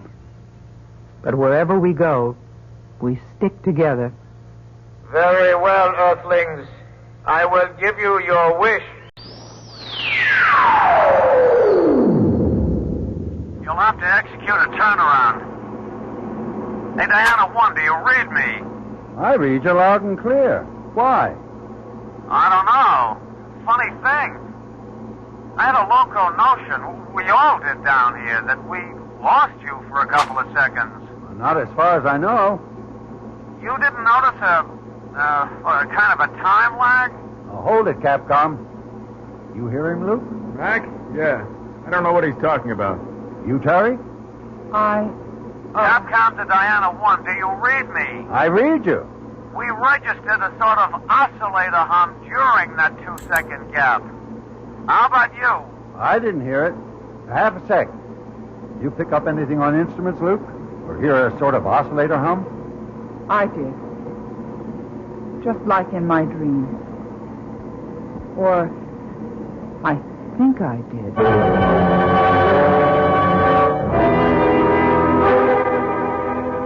And are you sure they come? The Earth people will know nothing of our interference. Oh, Ancient One, in their time referenced, they were missing but the blink of an eye. And the three who were here will not remember. Can the eye of an Earthling see a bullet? Can it follow the speed of light? They will not remember. As to the planet itself, what is your recommendation? Observing them close at hand, particularly the female one, I have seen a capability for self-sacrifice and love. There is some hope for them, then. We might allow them another millennium to better themselves. So be it. We will allow the Earthlings one final chance.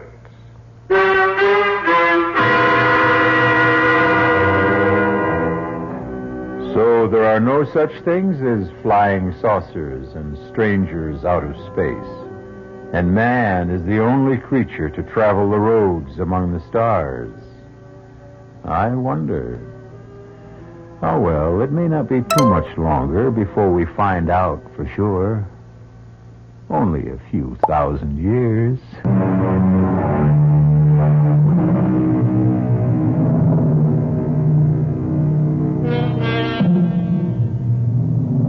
1,000 years.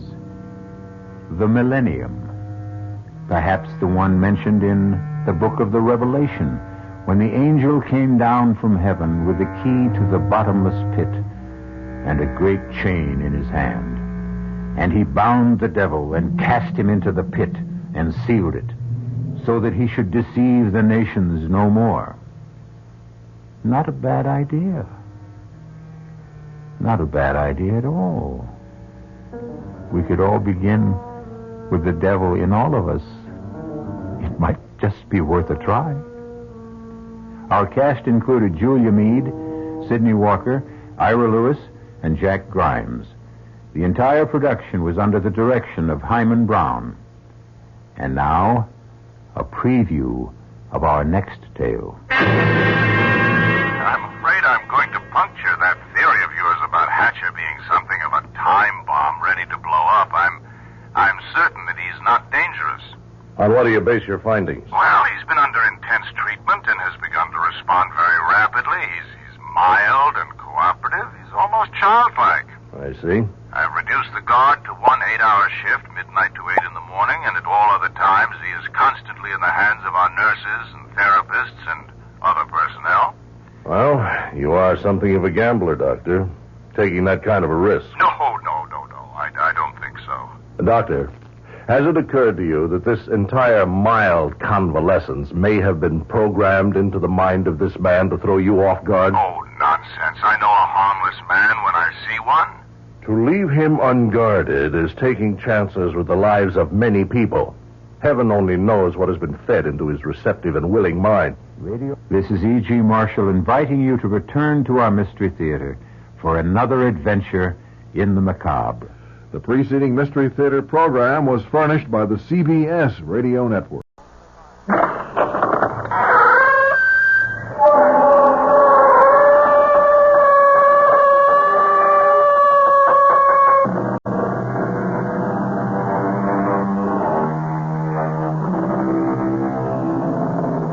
Come in. Welcome. I'm E.G. Marshall. Welcome to the terrifying world of your imagination. My story explores the dark, uncharted area of the human brain. Despite medical research, scientists admit that there is much that is still unknown about the flesh and blood computer which guides our conscious and unconscious lives. Let us listen as Colonel Edmund Plant of the CMI warns Dr. Gentry what dangers exist when we attempt to control this complicated human mechanism. Let me explain, Doctor. Your patient, Kent Hatcher here, may be a time bomb. We have no idea what was done to him. But we do know, from other cases, what to expect. You mean, brainwash? Perhaps. It's very likely Kent may have been subjected to deep and continual hypnosis. His mind washed as clean as a sheet of white paper, then programmed to commit some terrible act against his own people.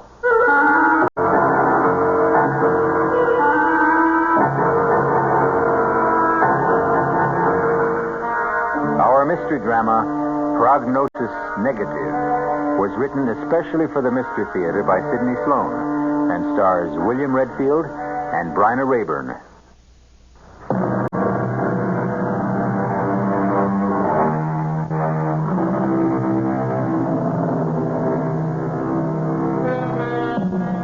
Colonel Edmund Plant was on an unpleasant errand. As he walked into the big, dirty gray building, the military hospital for the insane, known to the brass as the Pit, he could think of many places he'd rather be. But this was a duty he had to perform, part of his job. And he wanted to get it over with as fast as possible. I hope this won't take too long, Dr. Gentry. No, not too long, Colonel Plant. All we need is your official identification.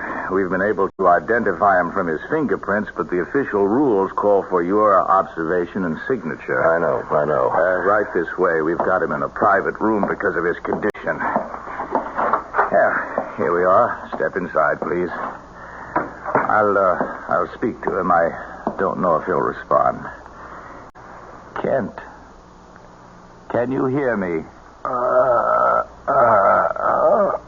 Colonel Plant, your commanding officer, is here to see you. You want to talk to him? 6, 5, 3, listen to me. Listen to me. What does that mean? Well, we don't know. That's the only response we've been able to get from him. Kent, do you remember me? Kent. See? Look at his eyes. No focus. He doesn't hear you. He's in a world of his own. Kent Hatcher disappeared on a mission behind enemy lines 8 years ago. 2 months ago, he showed up in a prisoner exchange. We had believed him in action. After 7 years, he was declared officially... Well, does he have any relatives? A wife? Yeah, he had a wife. She's remarried. Moved away, left the state, I believe. Anyone else, Colonel? No. So, here he is. Mindless, mutilated, tortured. No relatives, no friends. And his superiors embarrassed or annoyed that he's still alive. Now, I did not make the rules, nor did I persuade Kent Hatcher to take the mission. It was purely voluntary. I know. Well, what do we do now? Of course, we will do our best to bring him back. Mentally and physically? Both, if possible, but it is doubtful. He has an overstrained heart condition. It's quite serious. So permanent physical recovery is doubtful. Perhaps it's all for the good. You would rather that he die? Let me explain. Kent Hatcher may be a time bomb. We have no idea what was done to him, but we do know from other cases what to expect. You mean brainwash? Perhaps. It's very likely Kent may have been subjected to deep and continual hypnosis. His mind washed as clean as a sheet of white paper, and then programmed to commit some terrible act against his own people. 6, 5, 3, listen to me. Listen to me. Doctor, I want this man kept under surveillance day and night. We cannot take any chances.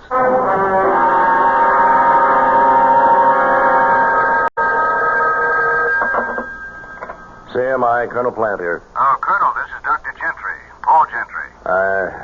Yes? Remember we were talking just last week about the case of Kent Hatcher, one of your agents? Oh, yes, that. Well, yes. I'm afraid I'm going to puncture that theory of yours about Hatcher being something of a time bomb ready to blow up. I'm certain that he's not dangerous.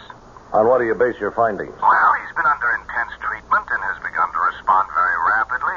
He's mild and cooperative. He's almost childlike. I see. I've reduced the guard to 1 8-hour shift, midnight to 8 in the morning, and at all other times he is constantly in the hands of our nurses and therapists and other personnel. Well, you are something of a gambler, Doctor. What, gambler? Taking that kind of a risk. No. I don't think so. Doctor, has it occurred to you that this entire mild convalescence may have been programmed into the mind of this man to throw you off guard? Oh, nonsense. I know a harmless man when I see one. To leave him unguarded is taking chances with the lives of many people. Heaven only knows what has been fed into his receptive and willing mind.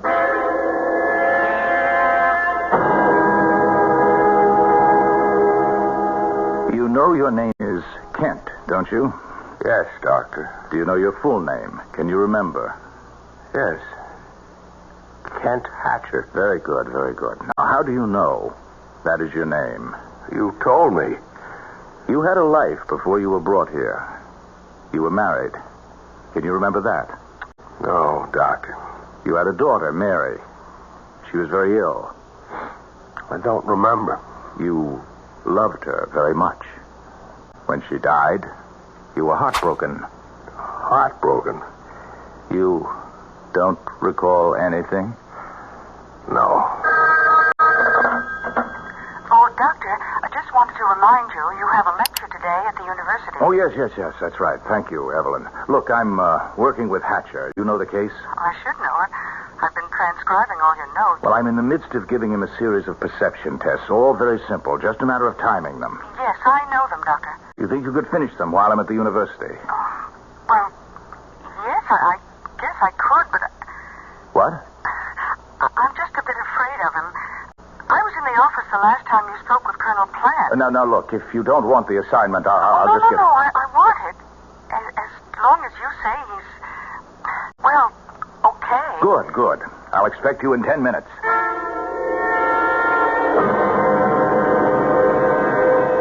Excellent, Mr. Hatcher. Excellent. Well, I'll have a good report for Dr. Gentry.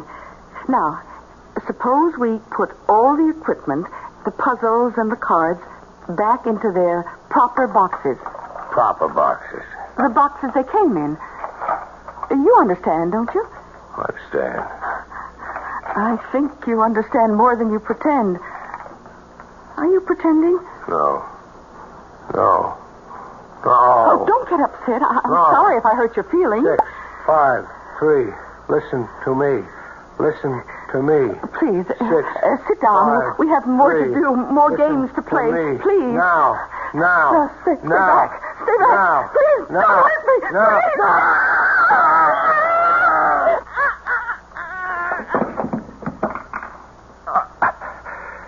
6, 5, 3.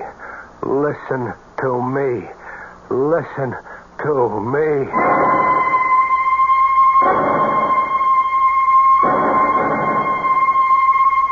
I'm grateful to the officials who have given me this airtime to explain a very serious matter. I am or was Ken Hatcher's doctor, and I must add my warning to the hundreds of others you have read in your newspapers and heard over the air. Ken Hatcher is dangerous, frighteningly dangerous. Do not, under any circumstances, attempt to apprehend him yourself.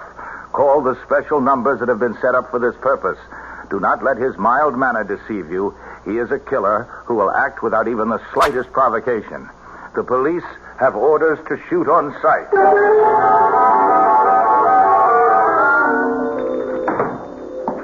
Morning, mister. What can I do for you? You want to buy a $200 coat for U18? I want some clothes. Different clothes. Oh, well, I don't blame you. You're wearing old painter's overalls. And where did you pick up that raincoat? At the automat? Give me clothes. Sure, mister. Didn't mean to hurt your feelings or nothing. Look, I figure you about a 40 long, right on this rack over here. So, you just go ahead and help yourself, huh? You pick out what you want.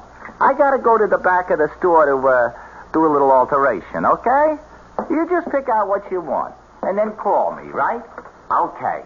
I'll see you in a minute. What was that number I seen in the paper? Where is it? Here.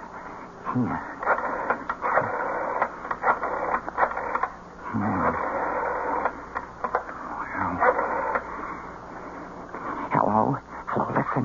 He's right in my store. I recognize him in a picture in the paper. Also, I've seen it 4 times on the news. I don't know how long I can get...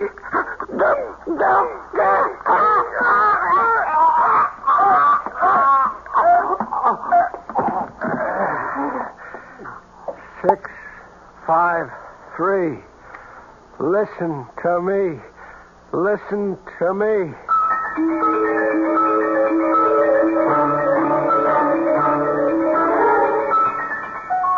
Now, the way I see it, Archie, the old girl's prime for the taking right now, with the right approach.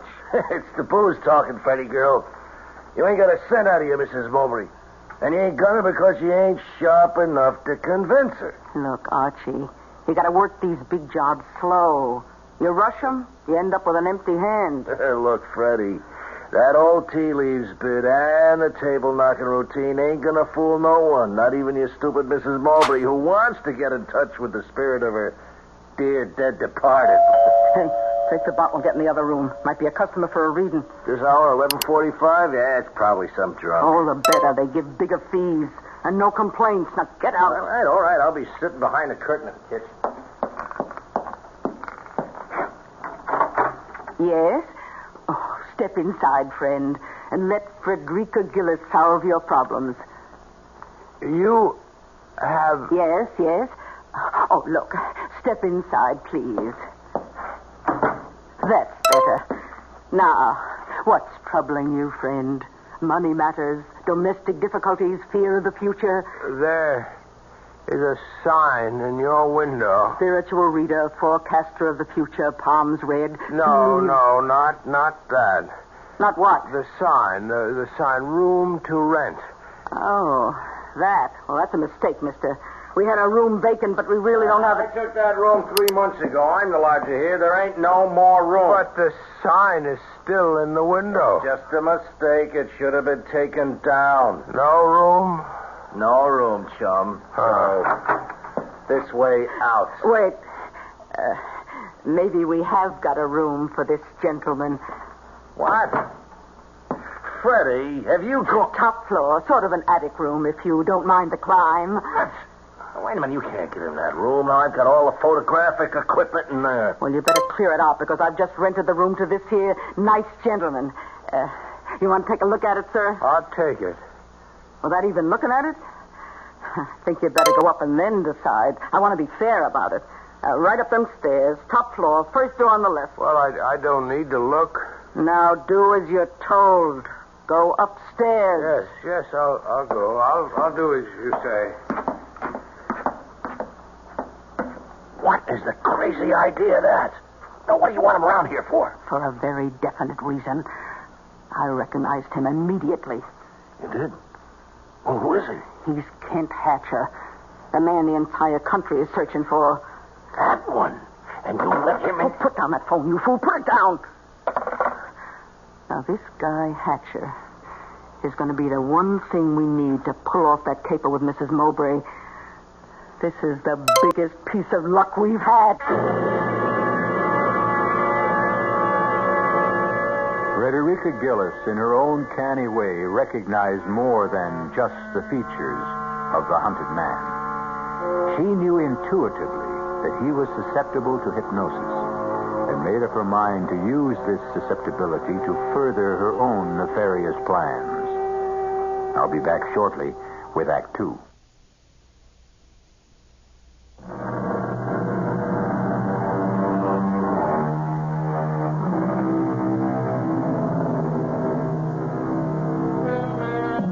Several days have passed since Kent Hatcher, the hunted man, found refuge with Frederica Gillis and her accomplice, Archie.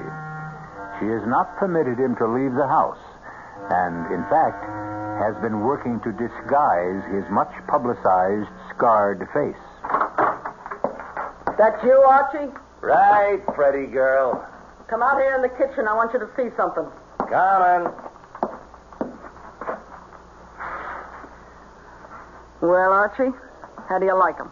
Good. What a change you made in his appearance. You've even given him a new hairdo. Looks a lot different with the dye job.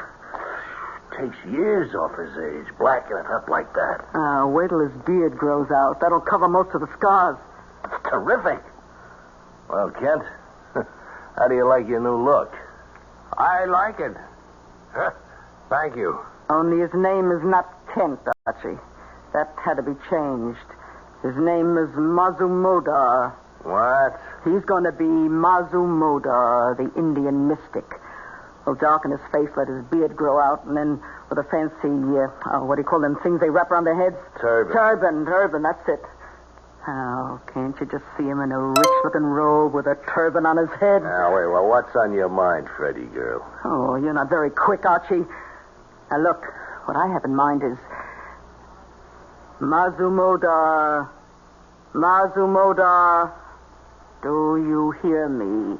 I hear you. What is your name? Tell me your name. I am Mazumodar.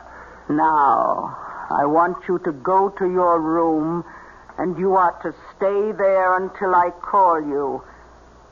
Repeat what I have told you. Go to my room and stay until you call me. Now, go. I go to my room and stay. That's amazing. To me. He's behaving like a little lamb. Oh, I could sense right from the moment I laid eyes on him that he was an easy subject. Oh, we're going to give Mrs. Mowbray the greatest spirit show she's ever seen in her life. She'll hand us her money in a bushel basket.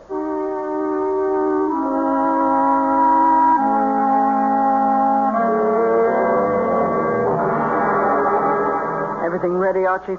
Yeah, I think so. Now let's run over the list. Wind effect, whistling sound, eerie music. Okay, but not too much. When she does get in touch with her dear departed Kenneth, what's she going to ask him?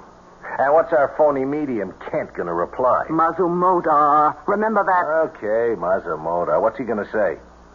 Now, you can't guess what the old gal might ask when the seance starts. Look, I've been working with him all week. If the going gets too rough for him and he can't give a good answer, I'll just break things up, stop the seance.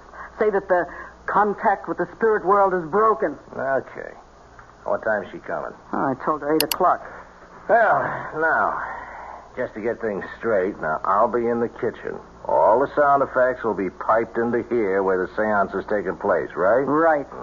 And when I want the sound out, I'll say, Mazumodar, do you feel a presence in this room? Then I fade sound out and Mazumodar takes over. That's all there is to it. And Mrs. Mowbray will be here in 30 minutes.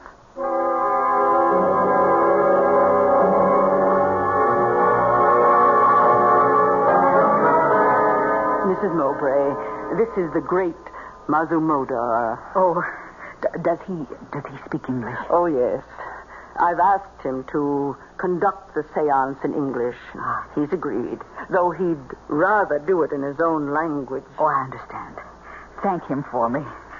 If he is able to reach out into the great void and bring my son, my dear son Kenneth, back to me, even for an instant. Mazumodar will do his best. I told him of your great sorrow, and he was sympathetic. Weren't you all-seeing one? I am sympathetic to the sorrows of a grieving mother. Oh, bless you. Bless you. Please help me. Let us begin. Sit here at this table, Mrs. Mowbray. Yes. You there. I will sit opposite you. The great Mazumodar will sit between us. Let the seance begin. What is it? Silence. Mazumodar must reach out into the spirit world. He is entering his trance. I call to you. I order you to come.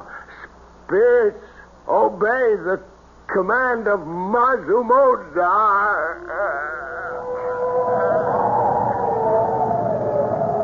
Do you feel a presence, all-seeing one? There is one here who demands to speak.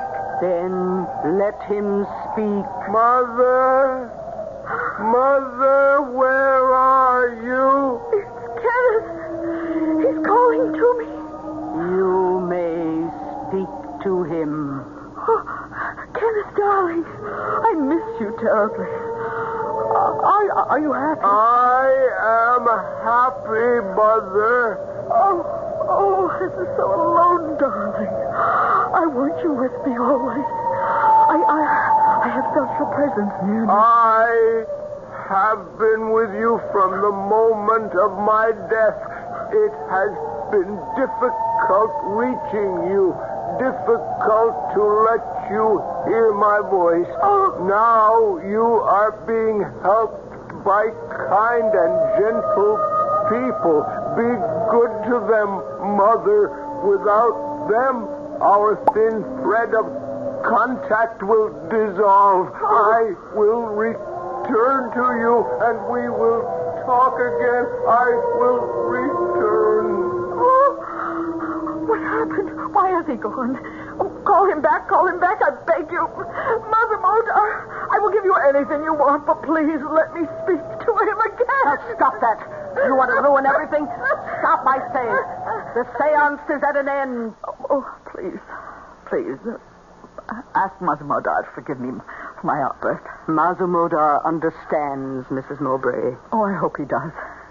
When may I come again? I will call you after I consult with him. I want to... Well, I don't quite know how to say this, but can I give him something? I mean, will he accept? The all-seeing one is a holy man and may not accept money. It is unclean. Oh, well, in that case... But he must live, and I must live. That is, I will accept for him. Oh, yes, of course. Here. Oh, you are a good person, Mrs. Gillis. I'm so lucky to have found you. Goodbye. Thank you again, and please call me soon. Soon. Goodbye. Archie? She's gone finally, huh? Yeah, you didn't let the seance go too long, did you? Just long enough to make her want more. It was a complete success. Mazumodar was perfect. She loosened up the purse strings a wee bit, too, didn't she? I heard her say something about money. Here, 500. Take your cut. 500? Whoa, it's better than I thought. Peanuts. That's just a down payment on what she's going to give us. Beg us to take. You got something big on your mind? Well, the next time, she's not going to be taken in quite so much by the atmosphere of the seance. She'll want something more definite, more tangible. Well, we got all that info we collected from the Army files about her son. You know, flyer shot down. Body never recovered.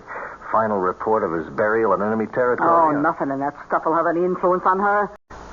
Now, just take a look at this snapshot, taken with his buddies overseas. Take a good look at it. Yeah, all right. Yeah, well, what's so important about this photo? Look at his right wrist. What do you see? Here, use this magnifying glass. Here. Yeah. Looks like he's wearing one of them identity bracelets this guys wore at the time. You know, especially flyers. That's correct. Now, it was specially made for him, she told me, by a fancy jeweler. Now, at the time of his death, it was destroyed or stolen. She never got it back. So what? We are going to reproduce that bracelet. And at the next seance, Mazumodar will ask the dear departed Kenneth for some proof that he is really Mrs. Mowbray's son. And then old Mazumi will drop the identity bracelet right into Mrs. Mowbray's sweating hands. Oh, that's great. That's really a great idea, Frederica girl. Well, now, look, you take this photo and blow it up as large as you can. And then blow up the portion that takes in the right wrist. Yeah, then blow that up again. Yeah. Then get all the details. And then we find a jeweler who can reproduce the identification bracelet exactly. What do you think that'll be worth to the rich Mrs. Mowbray?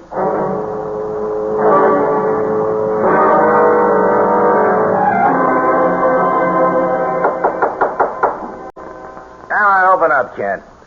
Now, will you be a good guy? Good guy, now open up the door, huh? Look, I gotta get in there, Kent. Now, I got all my photographic equipment in there. Well, thanks, old man. Hey, I'm sorry if I disturbed you. It will take me a minute. No, what? No. Wait a minute, Kent, or Massimo, whatever your name. Now, listen. No. Stop. Now, don't look at me like that. Frederica! No. Frederica, help! 6. No. 5. No. 3. Stop. Listen to me. Stop. Frederica! To me.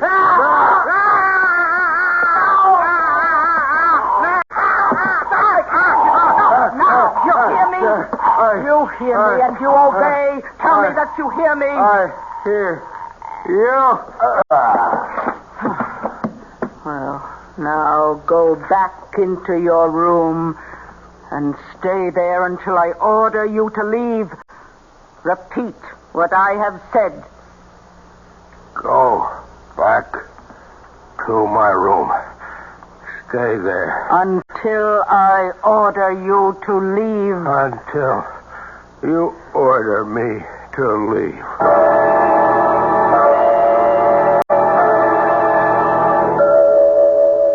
Feeling better, Archie? Well, my throat feels like a horse stepped out of something. We're playing with dynamite.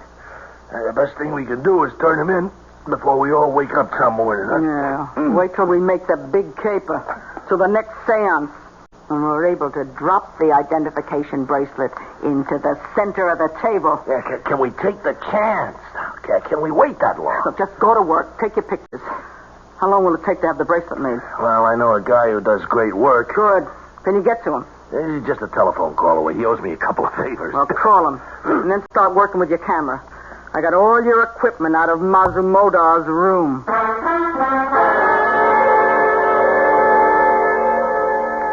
Here. Feast your eyes on that. Oh, the bracelet. You got it. Told you the jeweler was a friend, huh? Did it in 2 days. Now, ain't it beautiful? Let me see the photo. The blow-up you made. Here. Spitting image. Oh, perfect. Looks like the original. Yeah. Look how he made it look as though it had been in a fire, eh? Mulberry went down in flames, you know. Yeah. Oh, good touch. Makes it look authentic. Look, I'll call Mrs. Mowbray and set up the seance as soon as possible. Listen, there's one little fly in the ointment, Freddie girl. What? Maybe we ought to get a new medium to run the show, huh? What are you talking about? New medium? No. We've got to use Mazumodar. We've established him. Well, you got to unestablish him. He's gone. Gone? When? How? We'll just have to find him. Come on. He didn't have much money, so he couldn't have gone far. Well, wouldn't it be better to report the whole thing to the police? And throw away enough money to keep us in the good things for the rest of our life? Are you crazy? But now... No buts. Mazumodar is the key that will unlock Mrs. Mowbray's bank account. And we're not going to let that slip out of our hands.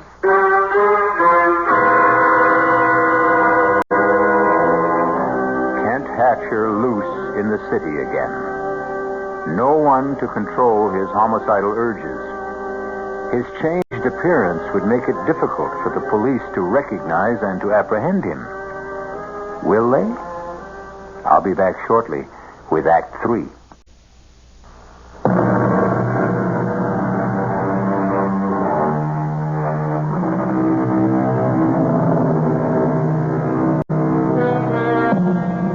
Days have gone by since Kent Hatcher broke through the bonds of hypnotic suggestion and fled from the house of Frederica Gillis. Mrs. Gillis and Archie have been hunting for him for hours. But the tortured man wanders through the big city. Something urges him onward. Something that he cannot define even to himself. Hello. May I speak to Carl Shearson, please? This is his wife. Carl, Alma, I know you don't like me calling the office, but I think I saw him. No, Carl, I'm sure. He's changed, but I knew him. Yes, I know I said that before, but this time he followed me. Yes, I tried to get away. I ran into Fletcher's grocery store, quickly ordered some groceries, and asked them to let me slip out the back entrance. I didn't see him after that. Call the police. No, I couldn't. They'll kill him. They're searching for him, and they'll take no chances. Oh, someone at the door. Must be my grocery order. I told them to send it up. Call me back in a few minutes, Carl. Coming. Oh, no. No. Please. Don't come in here. Get your foot out of the door. Let me close it, please. Alma, I want to talk to you. Alma, don't hold the door. I won't hurt you. Come in. Alma, I've been following you. At first, I didn't know why. And then the name Alma kept repeating in my head.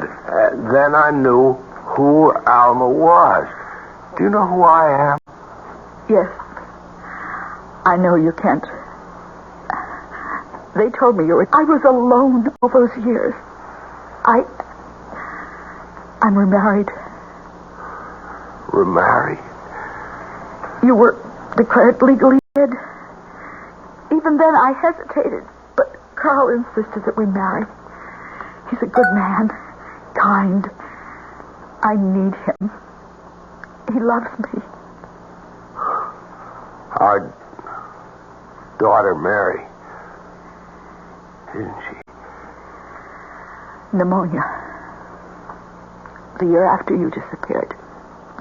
Everything or gone or over. Kent, you must go away. Hide. They're looking for you. They may find you here. All over. You know, Alma, I can hardly remember what you used to look like. I can hardly remember my life.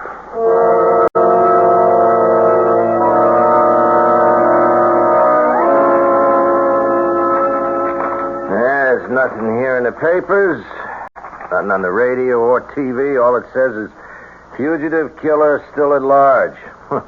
Seems he ran into his ex-missus and her new husband reported it to the police. No, that means he's still in town. Yeah, worse luck. I wish he'd take off with the great open spaces. I hope we never see him again. What are you talking about, Archie? We need him. I'm hoping he'll come back here. Here? Yeah, where else can he go? He hasn't a cent. He knows he's safe here. Question is, Freddie, are we? I can control him, and we need him. I've stalled Mrs. Mowbray twice. I can't keep doing it without her losing interest. If he walked in that door today, we could schedule the seance for tonight, and Clear out of here, Archie. It's a client wants a reading. I'll go in the kitchen. All right. Call me if you want. Yeah. You, Mazumoda. Oh, come in. Archie, come here. What is it? What? Why, it's him. What? You was right. He did come back. Mazumoda, listen to me. Listen. You are to go to your room. Go to my room. You will change your street clothes to Mazumoda's robe and turban. Do you understand? I understand. Now, go to your room. I go to my room. It's amazing. That's truly amazing. You got him like a monkey on a string. I told you I could control him. You gonna pull it off tonight? Why should we wait? As soon as we get our money, we'll get rid of him, turn him in. Well, it's my sentiments exactly. Now, he is too hot to handle. The sooner the cops get him, the better. Hand me the phone.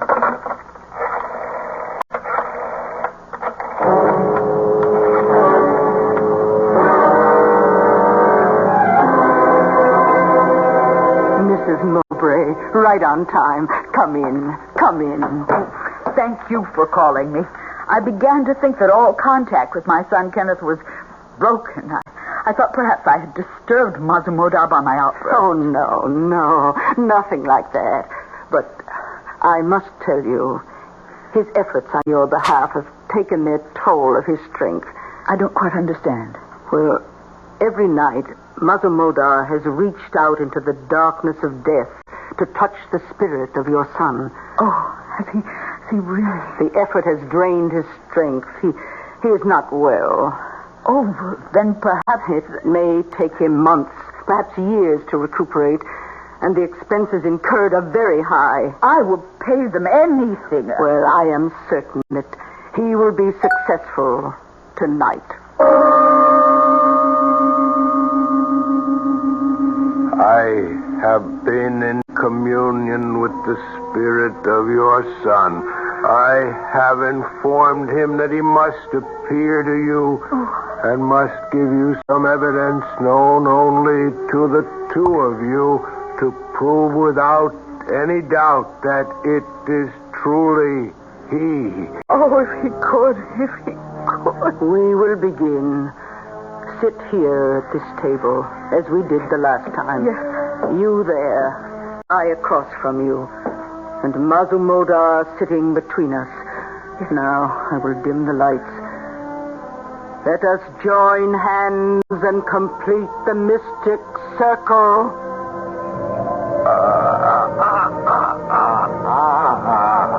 Oh, Masamoda, do you feel a presence? I feel there is one here who has traveled a long way.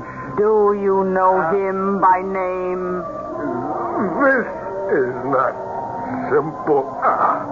He is trying. He is trying to...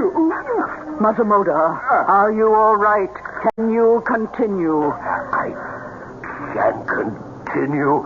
I must. The spirit is here in our midst. He wants to speak. Let him speak. Mother! Mother! I call out to you across the long reaches of infinity. Oh, Kenneth! I have spoken several times to this holy man who has made it possible to be near you. Yes, Kenneth. He has informed me that I must give you substantial proof of my presence here. What should it be? Oh, anything. I believe it is really you. No, I will give you proof. Proof of my love for you, dear mother. Do you remember your loving gift to me? What gift? Shortly before I left to go overseas on my last furlough home. The bracelet. The identification bracelet. Yes. It was never found, never returned to me. I wanted that more than anything else. I knew that, and I return it to you now. It's his bracelet. Oh, my son. Lights. Let us turn on the lights. The seance is over. Oh, my dear son. Oh, could you all been to me to bring back this bracelet? Oh, this is all I have left of him. Oh, thank you, Masamoda. How can I ever adequately thank you? I am sympathetic to the grief of a lonely mother. Masamoda, he's fallen. Quick, help me. Help me lift him. Archie, come in here quickly. What is it? Hey, what's happened? Masamoda has fainted. Collapsed. Here, help me. Here. I'll get him under the right arm now. And then you get him... Wait a minute. It's no use. Just leave him there. Leave him?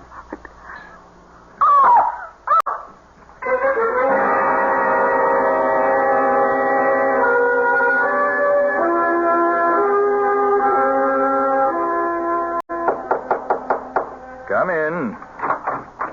Oh, yes, Colonel Plant. I've been expecting you. Yes. Official identification of the body, I know. Well, I don't make the rules. I realize that, Doctor. Let's get on with it. I have another appointment. Very well. If you'll come this way. After you, Colonel.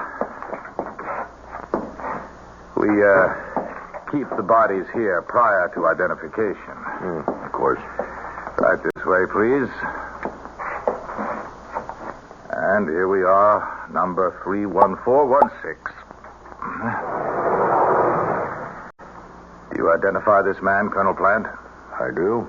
His name was Kent Hatcher. His serial number... No, that won't be necessary, Colonel. It's all here on this form. May I have your signature, please? Yes, of course. There you are. Thank you. Is that all? No, that's all that's required officially, Colonel. But do you mind if I ask you a question? Yes, go ahead.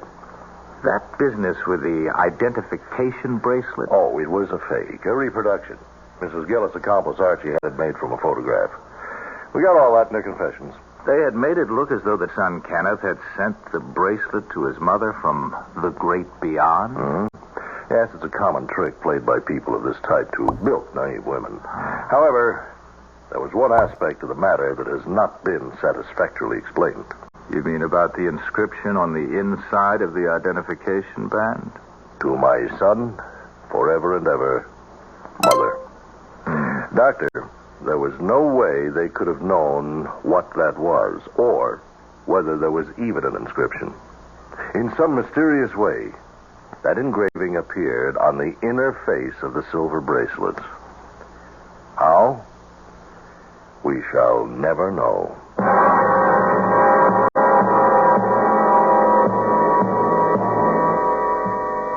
And the tortured, troubled man finally found his rest on a cold slab in the morgue.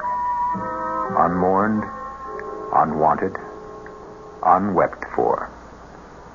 I'll be back shortly.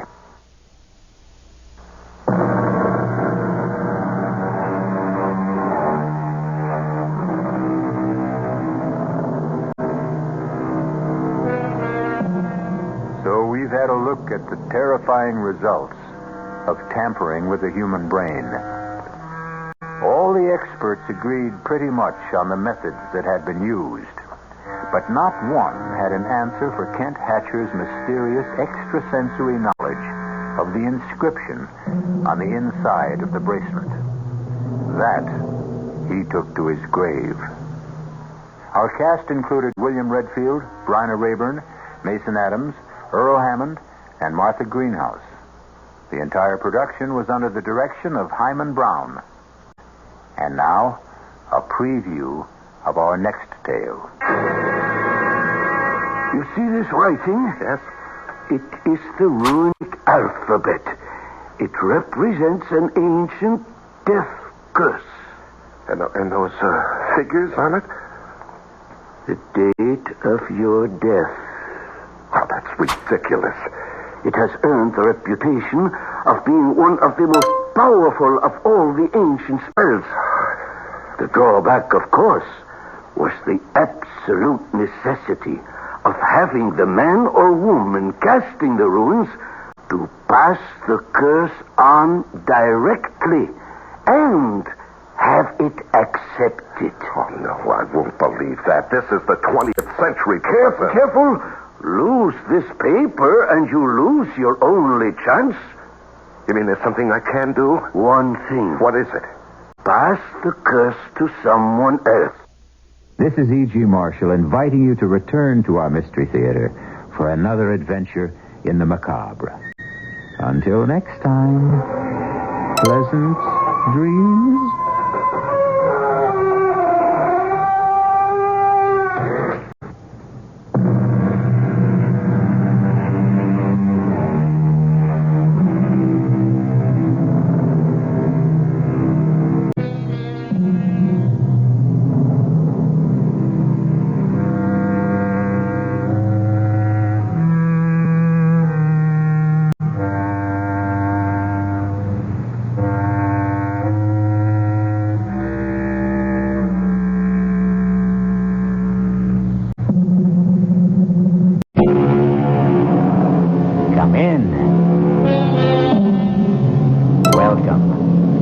I'm E.G. Marshall. Welcome to a chilling insight into the powers of witchcraft and an ancient curse. Witchcraft today is an in thing with the young, which may appear somewhat incongruous since witches, demons, and warlocks are older than the beginning of recorded time. And somehow, despite all of society's maledictions and efforts to stamp it out, witchcraft has survived, as we will demonstrate in our spine-tingling tale. Do you believe in demons, Miss Bell? Frankly, no. Do you believe in God? Any God? Of course. Then you must also believe in angels. And demons, according to all we know about them, they are simply fallen angels, fixed eternally in evil. And although we may not know whether we are being fanned by airs from heaven or blasts from hell, it is best to be on guard. And having said that, I should not like to be Robert Anthony, whom you will meet very soon.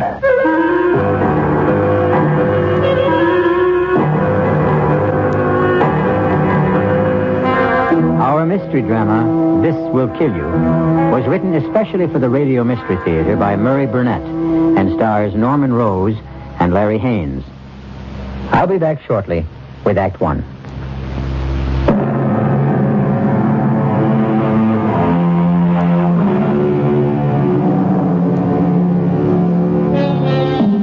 Rage, my friends, is one of the curses of mankind. Rage thickens the blood, assails the eardrums, racks the body with a mad urge to destroy. It has been said that whom the gods would destroy, they first make mad. And that applies to all of us, even if some are on speaking terms with God or the devil. Witness a man who is consumed with rage. Theodore Rackazzi. Honestly, you couldn't have heard me come in here. What are you breaking things for? Are you thinking of redecorating? This is the wrong time to try to be amusing, Liz. Well, what should I do? Ask if you've gone crazy? Evidently, you have not read this filthy, ignorant, arrogant, vicious review of my book. Oh, of course I have. That presumptuous idiot, Robert Anthony, to write such a review. Oh, come off it, Ted. You know, you sound like you're back to the Middle Ages. What are you going to do? Challenge him to a duel? I have other powers, other resources. You're serious. Serious? After this review, let me read just one part to you. Mr. Ragozzi, possessor of an awesome reputation as an expert on witchcraft, in this unnecessarily long book titled Demons and Demonology, has gathered the wildest concoction of old wives' tales, superstitions, and demons ever brought before the public. And, what is worse, he has given credence to them. To take witchcraft as seriously as Mr. Ragozzi does is simply childish. Ted, he's just another writer, reviewer trying to be clever. Yes, at my expense. At anybody's expense. You just happen to be the target of the day. Mm-hmm. And now he is my target. For what? A nasty letter to the editor? For death. Oh, sure. If you thought this review was bad, wait until you see the ones you get after you kill him. I will not kill him. Oh, that's a relief. Liz, pick a date. What? Pick a date. Any date that comes to your mind. And the time. Write them down on this slip of paper. What for? Oh, to please me. All right. What's today? The 14th. Here. Okay, will this do? The 28th. 10:53 p.m. Yes, it will do beautifully. Thank you, Liz. You're welcome. And now that we've finished playing games, can we go? Of course. But the game is just about to begin.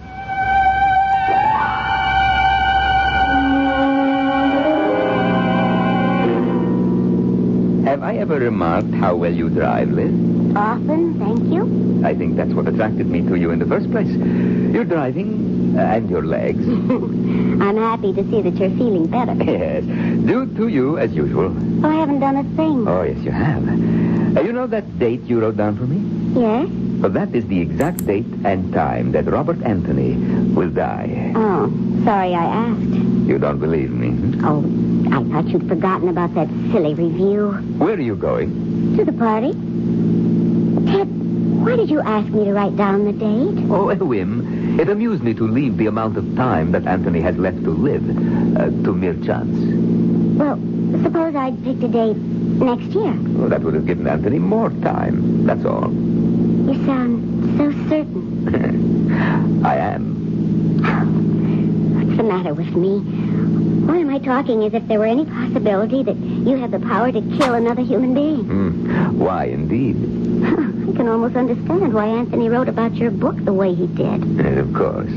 Like Mr. Anthony, you also are a dabbler in the occult. Like him, you are an innocent, naive, playing like children with forces you neither understand nor respect. How about a bet? On what? On me and my powers against Robert Anthony. Don't be ridiculous. Oh, yes, you're afraid to trust your skepticism. It's very simply proven. If Anthony dies on the day and at the exact time we both know, then I win. If he doesn't, you are the victor. And you know once and for all that Theodore Ragozzi is a fraud and a cheat. That part tempts me. Then I have your word. It is a bet. What are we betting? Your soul.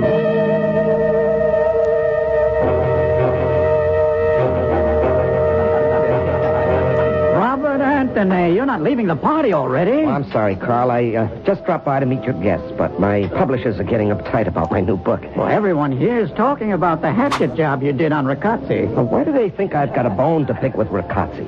Well, I've read a lot of reviews, but... Look, I've had a job to do, to review a book. I never even met the man. I took off because his book was so ponderous. Instead of writing a history of demons and demonology, which would be interesting, Riccozzi wrote as if he were putting down facts. Sorry if I touched a nerve. It's all right. Forget it. I just think there's entirely too much fuss about the review. I know a little about witchcraft, and I think it can be amusing, but... Okay, but I hear Riccozzi's taking it very big. Well, I don't want to hear that Riccozzi's out to get me with the same crazy, demonic curse superstitious idiots believe in. Well, let's forget Riccozzi. What about that play we cooked up? Well, I just told you, Carl, my publishers are getting restless. I'm spending most of my time in the library. Look, can we put it off for a week or two? Okay. Fine. I've got to run. But I'll call, Carl. Just to let you know I'm still alive.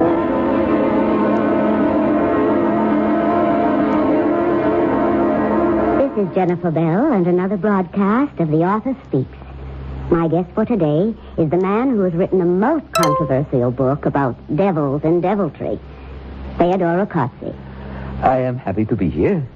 Mr. Riccozzi, I must confess your book scared the daylights out of me. Was that your intention? No, not at all. My intention was to inform, to let people know that there are forces in this world that they may not have been aware of. Oh, well, then you're serious in your thesis about demons and their power. Oh, absolutely. Which naturally leads me to that review by Robert Anthony. How did you feel about it? Well, I would be less than honest if I said I was pleased, but it caused me only a small annoyance. Really? You are asking the wrong question. Oh? Well, then, set me straight. You should not ask if I were annoyed about it, but rather how Uziel Rabdas Belet are angry about their powers being mocked. Well, I'm not acquainted with those gentlemen you mentioned. Which is just as well for you. You see, they are demons. Powerful demons. And if they take offense...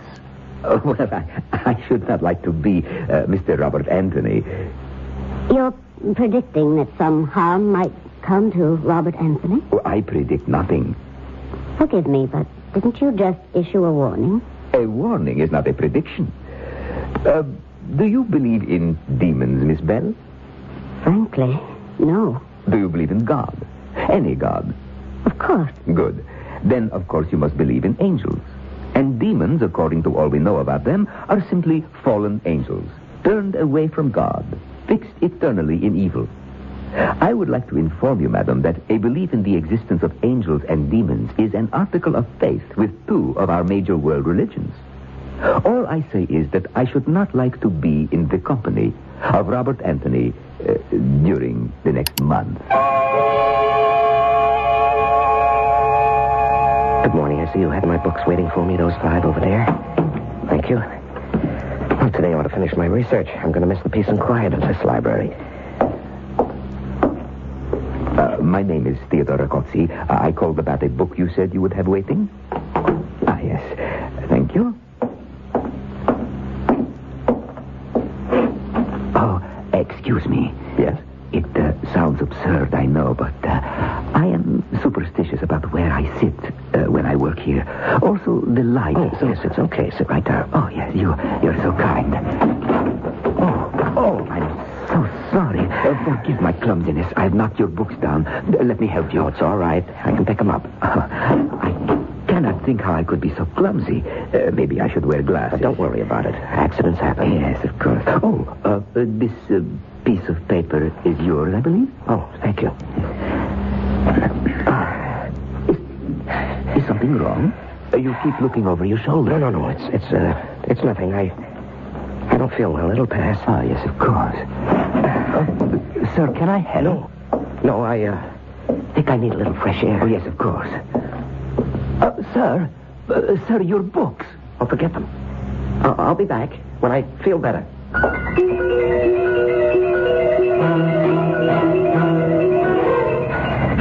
got to slow down. I must slow down. There's nothing following me. Nothing. Oh, that's better. Get some control. What's the matter with me? Why do I feel I'm being followed? I'm never going to get away. Oh, Carl, What's with you? Trying to get yourself killed? I guess it looked like it, didn't it? Well. No, it's nothing. Carl, believe me, I was in the library and suddenly I had a crazy impulse to start running. Pa, what's the trouble? Nothing. There's no trouble. It's just that, What do you expect to find over your shoulder? Nothing. If I didn't know that your last novel sold over 1 million, I'd say you just held up a bank and were running away. Look, forget the jokes, huh? But, I'm sorry. I really am, Carl. But leave me alone.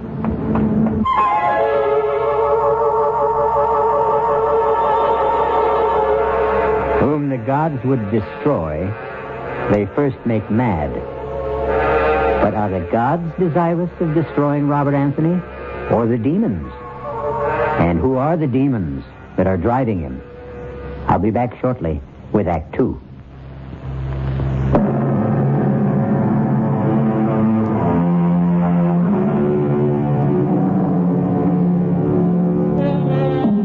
I am back to lead you along the dark roads of witchcraft. The demon-ridden Robert Anthony has turned to the 20th century remedy against magical spells, psychiatry, and is attempting to explain his terror to an eminent psychiatrist. How can I make you understand, Doctor, how intensely real this fear is? I'm not imagining it. It's there. I feel it. Every minute I feel it. It's at my shoulder, behind my back, pressing in on me. Of course. Have you ever heard of anything like this before? Nothing exactly similar, but fear is quite common. Most people are afraid of something. But don't they know what they're afraid of? They sometimes think they do. And what do you tell them? I think it would be best if you talk about yourself. You say you first felt this way about a week ago. Yes. I was working in the library, and I suddenly felt I just had to get out and run. Had anything happened that day to upset you? Anything out of the ordinary? No, nothing, Doctor. Have you felt this fear before? I mean, early in your life. Well, just the usual, Doctor. You know, when my friends would dare me to jump over a large hole in the ground or something like that, but... Wait. Yes? Yes, I just remembered. When I went to college, there was a suspension bridge, a shortcut from the campus to my dormitory. Everyone took it. Well, one night I was with some friends, and we came to the bridge, and it was out. There was only one single plank, and this was a deep chasm, Doctor, maybe 100 feet. Yes. Well, I wanted to go back to walk around it, but the others voted against that. They all walked across. And I can remember how terrified I was. I got down on my hands and knees and crawled across the single plank with the water roaring below me. I was terrified. You're afraid of heights? Well, I'm not comfortable with them, but... Would you say that today you're somewhere near the height of your profession as a writer? Oh, come on, Doctor. This has nothing to do with any fear of heights. This is... Yes? This is witchcraft. Interesting. Why do you say that? Look, we've been through it. The review you wrote on the Riccozzi book, Demons and Demonology? Right. Are you sorry you wrote such a scathing review? No. No? Well, I don't know. I think you are. Well, if I was wrong and possibly there are such demons and spells as Riccozzi describes in his book, that would or might account for this fear of mine, wouldn't it? You mean you think Riccozzi might have put a spell on you? Well, it's possible, isn't it? Can't you think of another explanation? Can you? Yes. Let's examine what you've told me. On the one hand, you believe that Riccozzi has put some sort of a spell on you. Am I correct? That's all I can think of, Doctor. Why would he do that? Well, because he... Exactly. Because you have hurt him severely. So your statement that he wasn't injured by your review is false, isn't it? Well... Or illogical. All right, it would seem so. Very well. If you admit that to yourself. And then think that as a sensitive man, you've satisfied your own ego with a review that you think might be unfair. Where does that take us?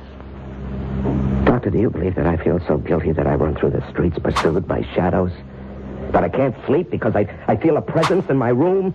That I feel threatened every second of the day and it's getting worse by the minute? Do you really believe that? It's a possibility. Oh, no.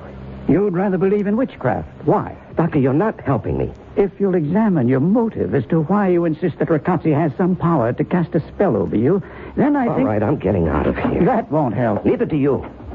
I tell you, I feel that I'm going to die, and you talk about guilt? I'm getting out. Desperate men take desperate measures, and Robert Anthony was desperate. As he ran from what he thought pursued him, he held on to the last of his sanity.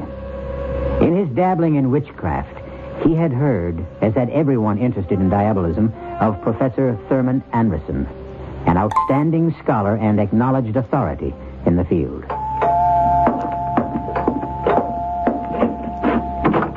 Professor Anderson? Yes? I'm Robert Anthony. Oh, come in. I've been expecting you. You have? Why? Because I read your review and I know Riccozzi. Oh. Then you think he might have done something to me? I think it probable that he has tried. I won't know until you tell me what's happened. Come in and sit down. Thank you. Professor, do you think you can help? First, tell me why you think Riccozzi has cast a spell. Because as I sit here talking to you, I'm eaten up by fear. I have a feeling that something is following me, Professor. Something so terrible that I can't even imagine what it is. But I'm certain that it's going to kill me. How long have you had this feeling? About a week. And can you remember when you first felt it? Oh, yes, very vividly. It was in the library. Do you know Riccozzi? No. No spell can be put upon you unless the Creator has some contact with you. Did you meet him by chance, perhaps? Well, I don't know. No, I don't think so. I haven't been very social this past week. I can't even begin to think what it could be unless you give me something to go on. Did you have a chance encounter with anyone? Did a stranger bump into you, perhaps? No, Oh, wait. Yes? In the library, there was a man with a slight accent. Riccozzi has an accent. Well, I remember he came over and asked if he could sit next to me, and as he sat down, he knocked over my books. He apologized, and he insisted on picking them up. Anything else? No. Yes, he gave me a piece of paper. You took it? Well, of course. I didn't remember whether I had actually dropped it or not. Do you have it? Well, yes, because I remember looking at it when I got home and wondering what it was. It just didn't make any sense to me. Well, can I see it? Well, sure. There you are. Good Lord. What is it, Professor? What do you see? The casting of the runes. What? What does that mean? I can't believe that even a man as vindictive as Riccozzi would do this. Professor, what is it? You see this writing? Yes. It is the runic alphabet. It represents an ancient death curse. And those figures on it? The date of your death. Oh, that's ridiculous. It was used many centuries ago. There are stories of younger brothers using it to eliminate the rightful heir to the throne. It has earned the reputation of being one of the most powerful of all the ancient spells. The drawback, of course, was the absolute necessity of having the man or woman casting the runes to pass the curse on directly and have it accepted. Oh, no, I won't believe that. This is the 20th century. Careful. Lose this paper and you lose your only chance. Chance? You mean there's something I can do? One thing. What is it? Pass the curse to someone else. Oh, this is unbelievable. If someone else told me about this conversation, I'd say we were both fit subjects for an insane asylum. No, I can't go on this way. Professor, how do I go about passing this on? You have someone in mind? Do I have to know a person? No, you could pass it to a stranger. Well, how? Simply brush up against someone in the street or on a bus or subway. See that he drops something. Then pick it up, and along with the package, you pass this piece of paper saying, I believe this is yours. When they accept it, they have it, and you are rid of it. Oh, no, I couldn't do that to anybody. I just couldn't. Why not? If you don't believe in the curse. I don't know about the curse.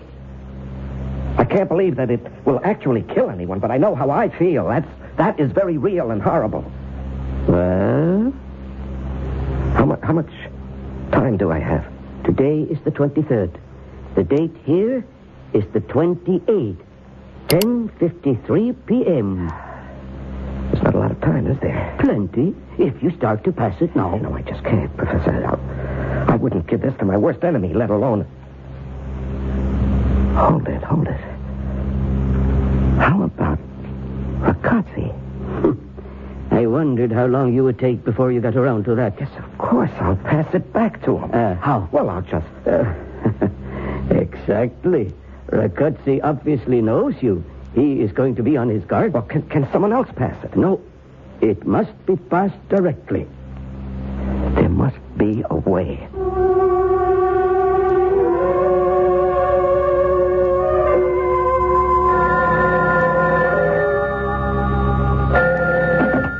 Hello? Liz, Bob Anthony. Oh, Liz, I must see you. I don't understand. I hate to sound like an old-fashioned melodrama, but it really is a matter of life and death. All right. Where shall we meet? Someplace where we can talk. How about, Sherry's? Oh, I don't think we should be seen together. Well, that's not the kind of talk I had in mind, Liz. I know. I still don't think we should be seen together. You know? How? How about the cafeteria at the zoo? Yeah, okay, but Liz... Half an hour. Okay, see you.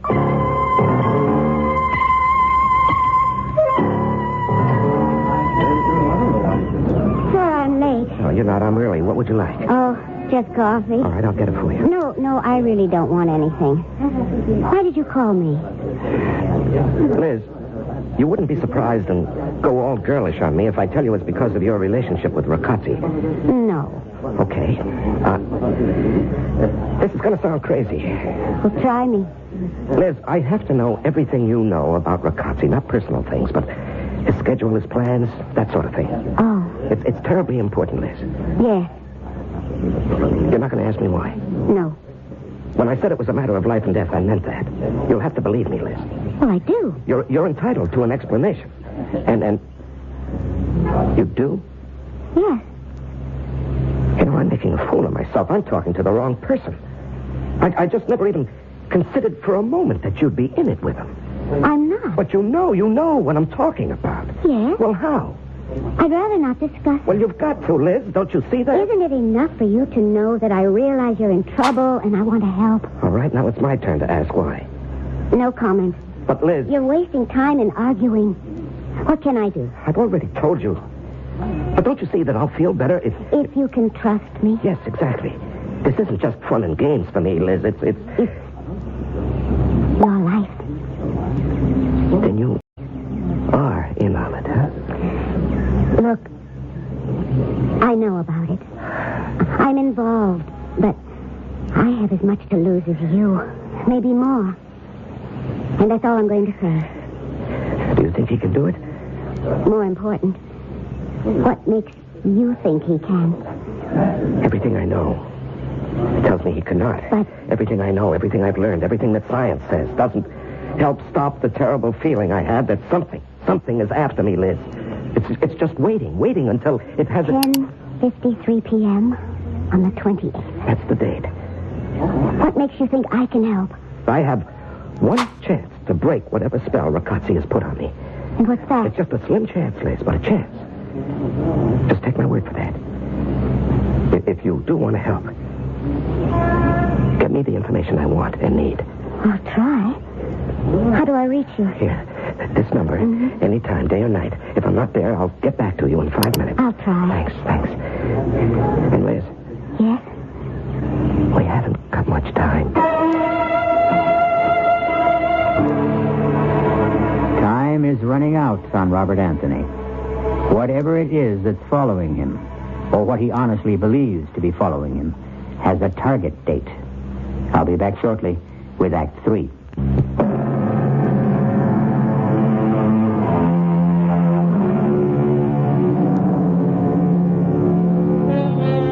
Let us get back with Robert Anthony, under a spell, and convinced that he has now only 24 hours to live.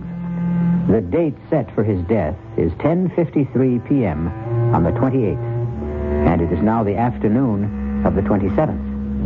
And Theodore Rakotsi has a visitor. Liz, come in, my dear, come in. I took the chance that you'd be home. Yes, and I am, and I'm delighted. Of course, I shan't be home for long. As you can see, my bags are all packed. Where are you going? To my little hideaway up in Purvis. You remember it? Of course. As a matter of fact, your dropping in might be called providential. I was going to call you to ask you to drive me. When are you leaving? Tomorrow night, fairly early. I think it would be wise for me to be out of the city when Anthony meets the demons. Oh, call it off, Ted. I beg your pardon? I'm asking you to call it off. Call what off, dear Liz? You're much too modern and liberated a young woman actually to believe in demons. Or even more fantastic, that I can control them. Don't fence with me, Ted. Call it off. I wonder if I talked with Anthony today, would he write the same review of my book all over again? Or would he have a more open mind? Why don't you ask him? Well, I would like to. I would very much like to, but, well, it's not practical. By the way, you haven't said you would drive me up to Purdy. I cannot. I'm sorry. Ted, I really want... Liz, have you forgotten our little wager? No. Don't you think you might owe it to me to be with me when we hear the news of Anthony's death? Ted, I'm asking you to call it off. Your bet or... The whole thing. My dear, I would like to. I would really like to please you. Well, then... There are others involved. I don't understand. When you call upon these forces for help, you're taking a very serious step. It is understood that you're not indulging a whim. These forces do not like the idea of being used carelessly. They are not to be toyed with. Oh, I'm sure you could do something. It's really amazing how you have come full circle in your belief in my powers. Would it help if I said I believe everything you claim? It would be an immeasurable aid to my ego. I mean, would it help change your mind about Anthony? I admire you're not asking to get out of our wager. I sincerely admire you for that. Oh, save your admiration. I'm not asking to be released. I'm telling you that I'm not going through with it. Oh, you disappoint me, Liz. You really do. But I don't think you can withdraw. I can do what I want.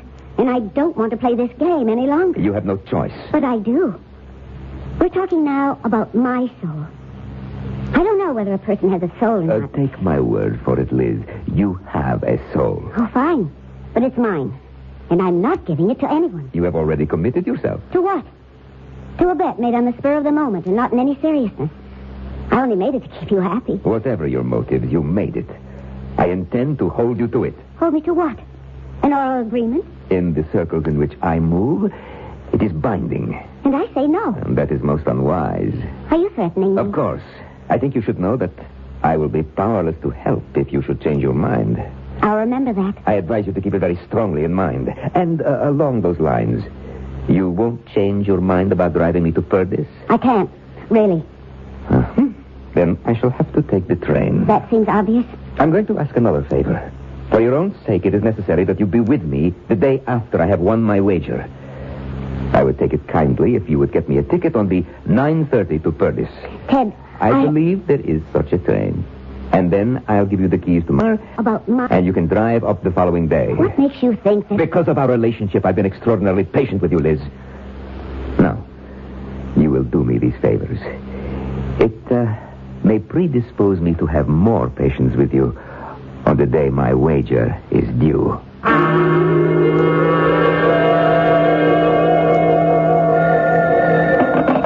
Hello? Bob? Oh, Liz, I've been waiting for your call. Do you have anything for me? Well, I don't know whether or not it helps, but he's taking the 9:30 train to Purdy's on the 28th. 9:30? That doesn't give me much time. For what? For what I have to do. Liz, that makes it so close. Are you sure about the train and the time? Positive. I bought the ticket myself. 9:30, huh? Yes. Oh, that's going to be awfully close. Did he give any reason for picking that particular train? Well, first he asked me to drive him up. I said I couldn't. And then he told me to get the train ticket. He said... What? What did he say? Oh, it's not important. Liz, everything is important. What did he say? He said that he wants to be out of town when it happens. Oh, yeah, sure. That makes sense. Bob? Yes? It isn't going to happen, is it? Liz, I'm trying. Do you have, what do you honestly think of your chances? A lot better now than before you called. Is there anything else I can do? Yes, pray for me. And you for me. What? Why? How are you involved? Forget I said that. How can I forget it? Believe me if I tell you that my problem is... Well, it has something to do with you. But I'll be okay if you're okay. Oh, you sound like a book title. Well, at least you can joke. I hope it isn't gallows humor. Liz, I've got a lot to do. I have a plan. I don't know whether it'll work, but it's made me feel that I can do something. And I'm going to do it. Good luck.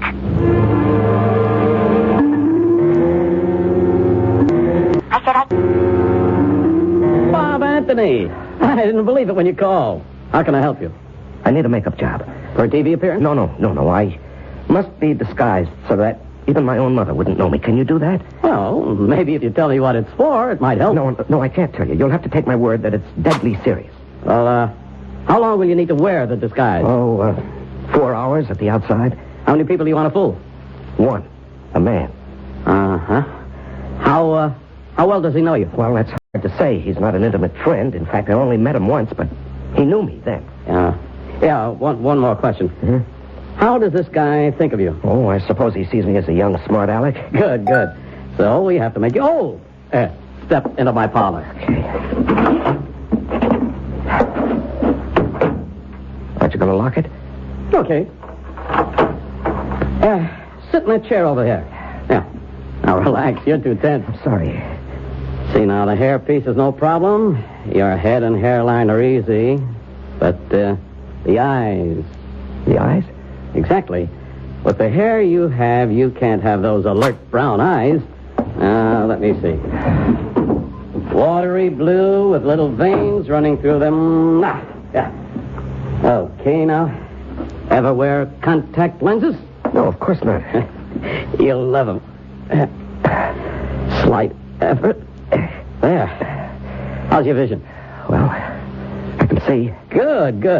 The wrinkles come last, and I think a little goatee. Yeah. Bushy beard wouldn't be right. Now just put your head back.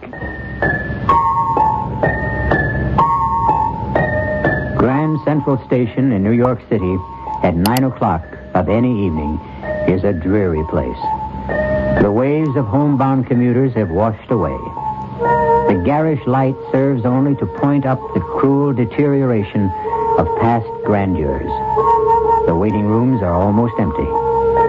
It was 9:20 exactly that Robert Anthony, carrying a small suitcase and disguised as an old man, walked slowly up to the ticket window. Mount Kisco, one way, please. Anthony walked slowly to the station platform where the 9:30 was about to depart. He wanted to be almost the last one to board the train so that he could locate the car that Ragazzi had selected. He boarded the train and passed through several cars, and then his pounding heart slowed. He saw Ragazzi, seated in the middle of the car, and with the seat next to him vacant. Excuse me, would you mind if I put my valise on the rack? Oh, not at all. Let me help you. Oh, it's very kind of you. Not at all. You certainly cut that close. I'm afraid I don't walk as quickly as I used to. It's hard to get accustomed to growing old. Yes, I suppose it is. I hope you'll forgive an old man's curiosity, but that book you're reading... The Dynamics of Witchcraft. Yes, that subject has always fascinated me. Me too. Did you ever study it? No, but when I was younger, Halloween was my favorite holiday. You know, dressing up and trick-or-treating. Yes, I know. Oh, that was such great fun. Yes. Well, I won't disturb you anymore. I know you're anxious to get on with your reading, but where are you getting off? Purvis. Is that before or after Mount Kisco? After. I wonder. I mean, I have a tendency to drowse off, you know. I wonder if when we reach Mount Kisco, it would be... I will let you know.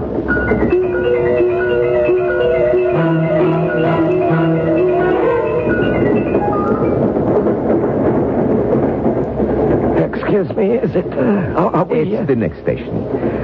Did you have a nice nap? Oh, yes, very refreshing, thank you. I do hope my nephew will be at the station. Yes, I'm sure he will. What time is it? 10:20. Are we on time? Well, I don't know. I suppose so, but even if we're running late, I'm sure your nephew will wait. Yes, I hope so. You know, when you get old, you seem to worry about everything. And the young have their worries. But they're not the same, are they? Sometimes they are. Sometimes a young man can worry himself almost to death. Oh, that seems such a waste. Or even worry about dying. Yes. I have known some young people who are simply terrified of dying. Oh, I didn't think the young gave much thought to death. Oh, some of them do. Some of them do indeed. Take my word for it. That seems strange. Strange? Old man, I could tell you stories that are beyond belief. Stories that... Well, I seem to be talking a lot. Well, I enjoy it. Thank you, but we're coming into Mount Kisco. Oh, well, I've enjoyed talking to you. And now I'll just get my luggage from the rack. Oh, my. Look what I've done. I've dropped my bag. Here, let me help you. No. I've caused you too much trouble. I'll be able to... Oh, your book. I just seem to make things worse. If you would let me do it, it would be much simpler. Oh, yes. Thank you. But don't let me return your book. I believe this is yours. Yes. And now you'd better start if you want to get off and meet your nephew. Yes. Goodbye, and thank you. Wait, what? You bastard. The paper. Please, let go of me, my nephew. Stop acting. You're Anthony. I know it. Yes, you're right. And I'm getting off here. Not until you tell me where you hid the curse. That paper you passed to me. Miss your train. Damn the train. Where is it? The paper. I'll do anything, but you know how close it is. There's very little time. I beg you, please, for the love of God, tell me where you put that paper. It's in the book. I slipped it in the book when I gave it back to you. The book? Where? Oh, my God! Catch it, Anthony, grab it! No way, Riccozzi. Get it yourself. It's blowing away. You know I'm lost if I don't get that paper. Come back! I'll get you! Riccozzi! Look out, the train!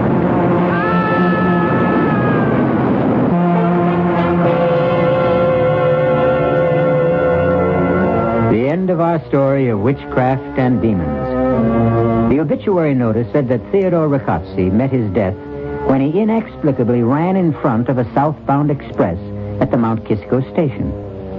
Inexplicably? I'll be back shortly.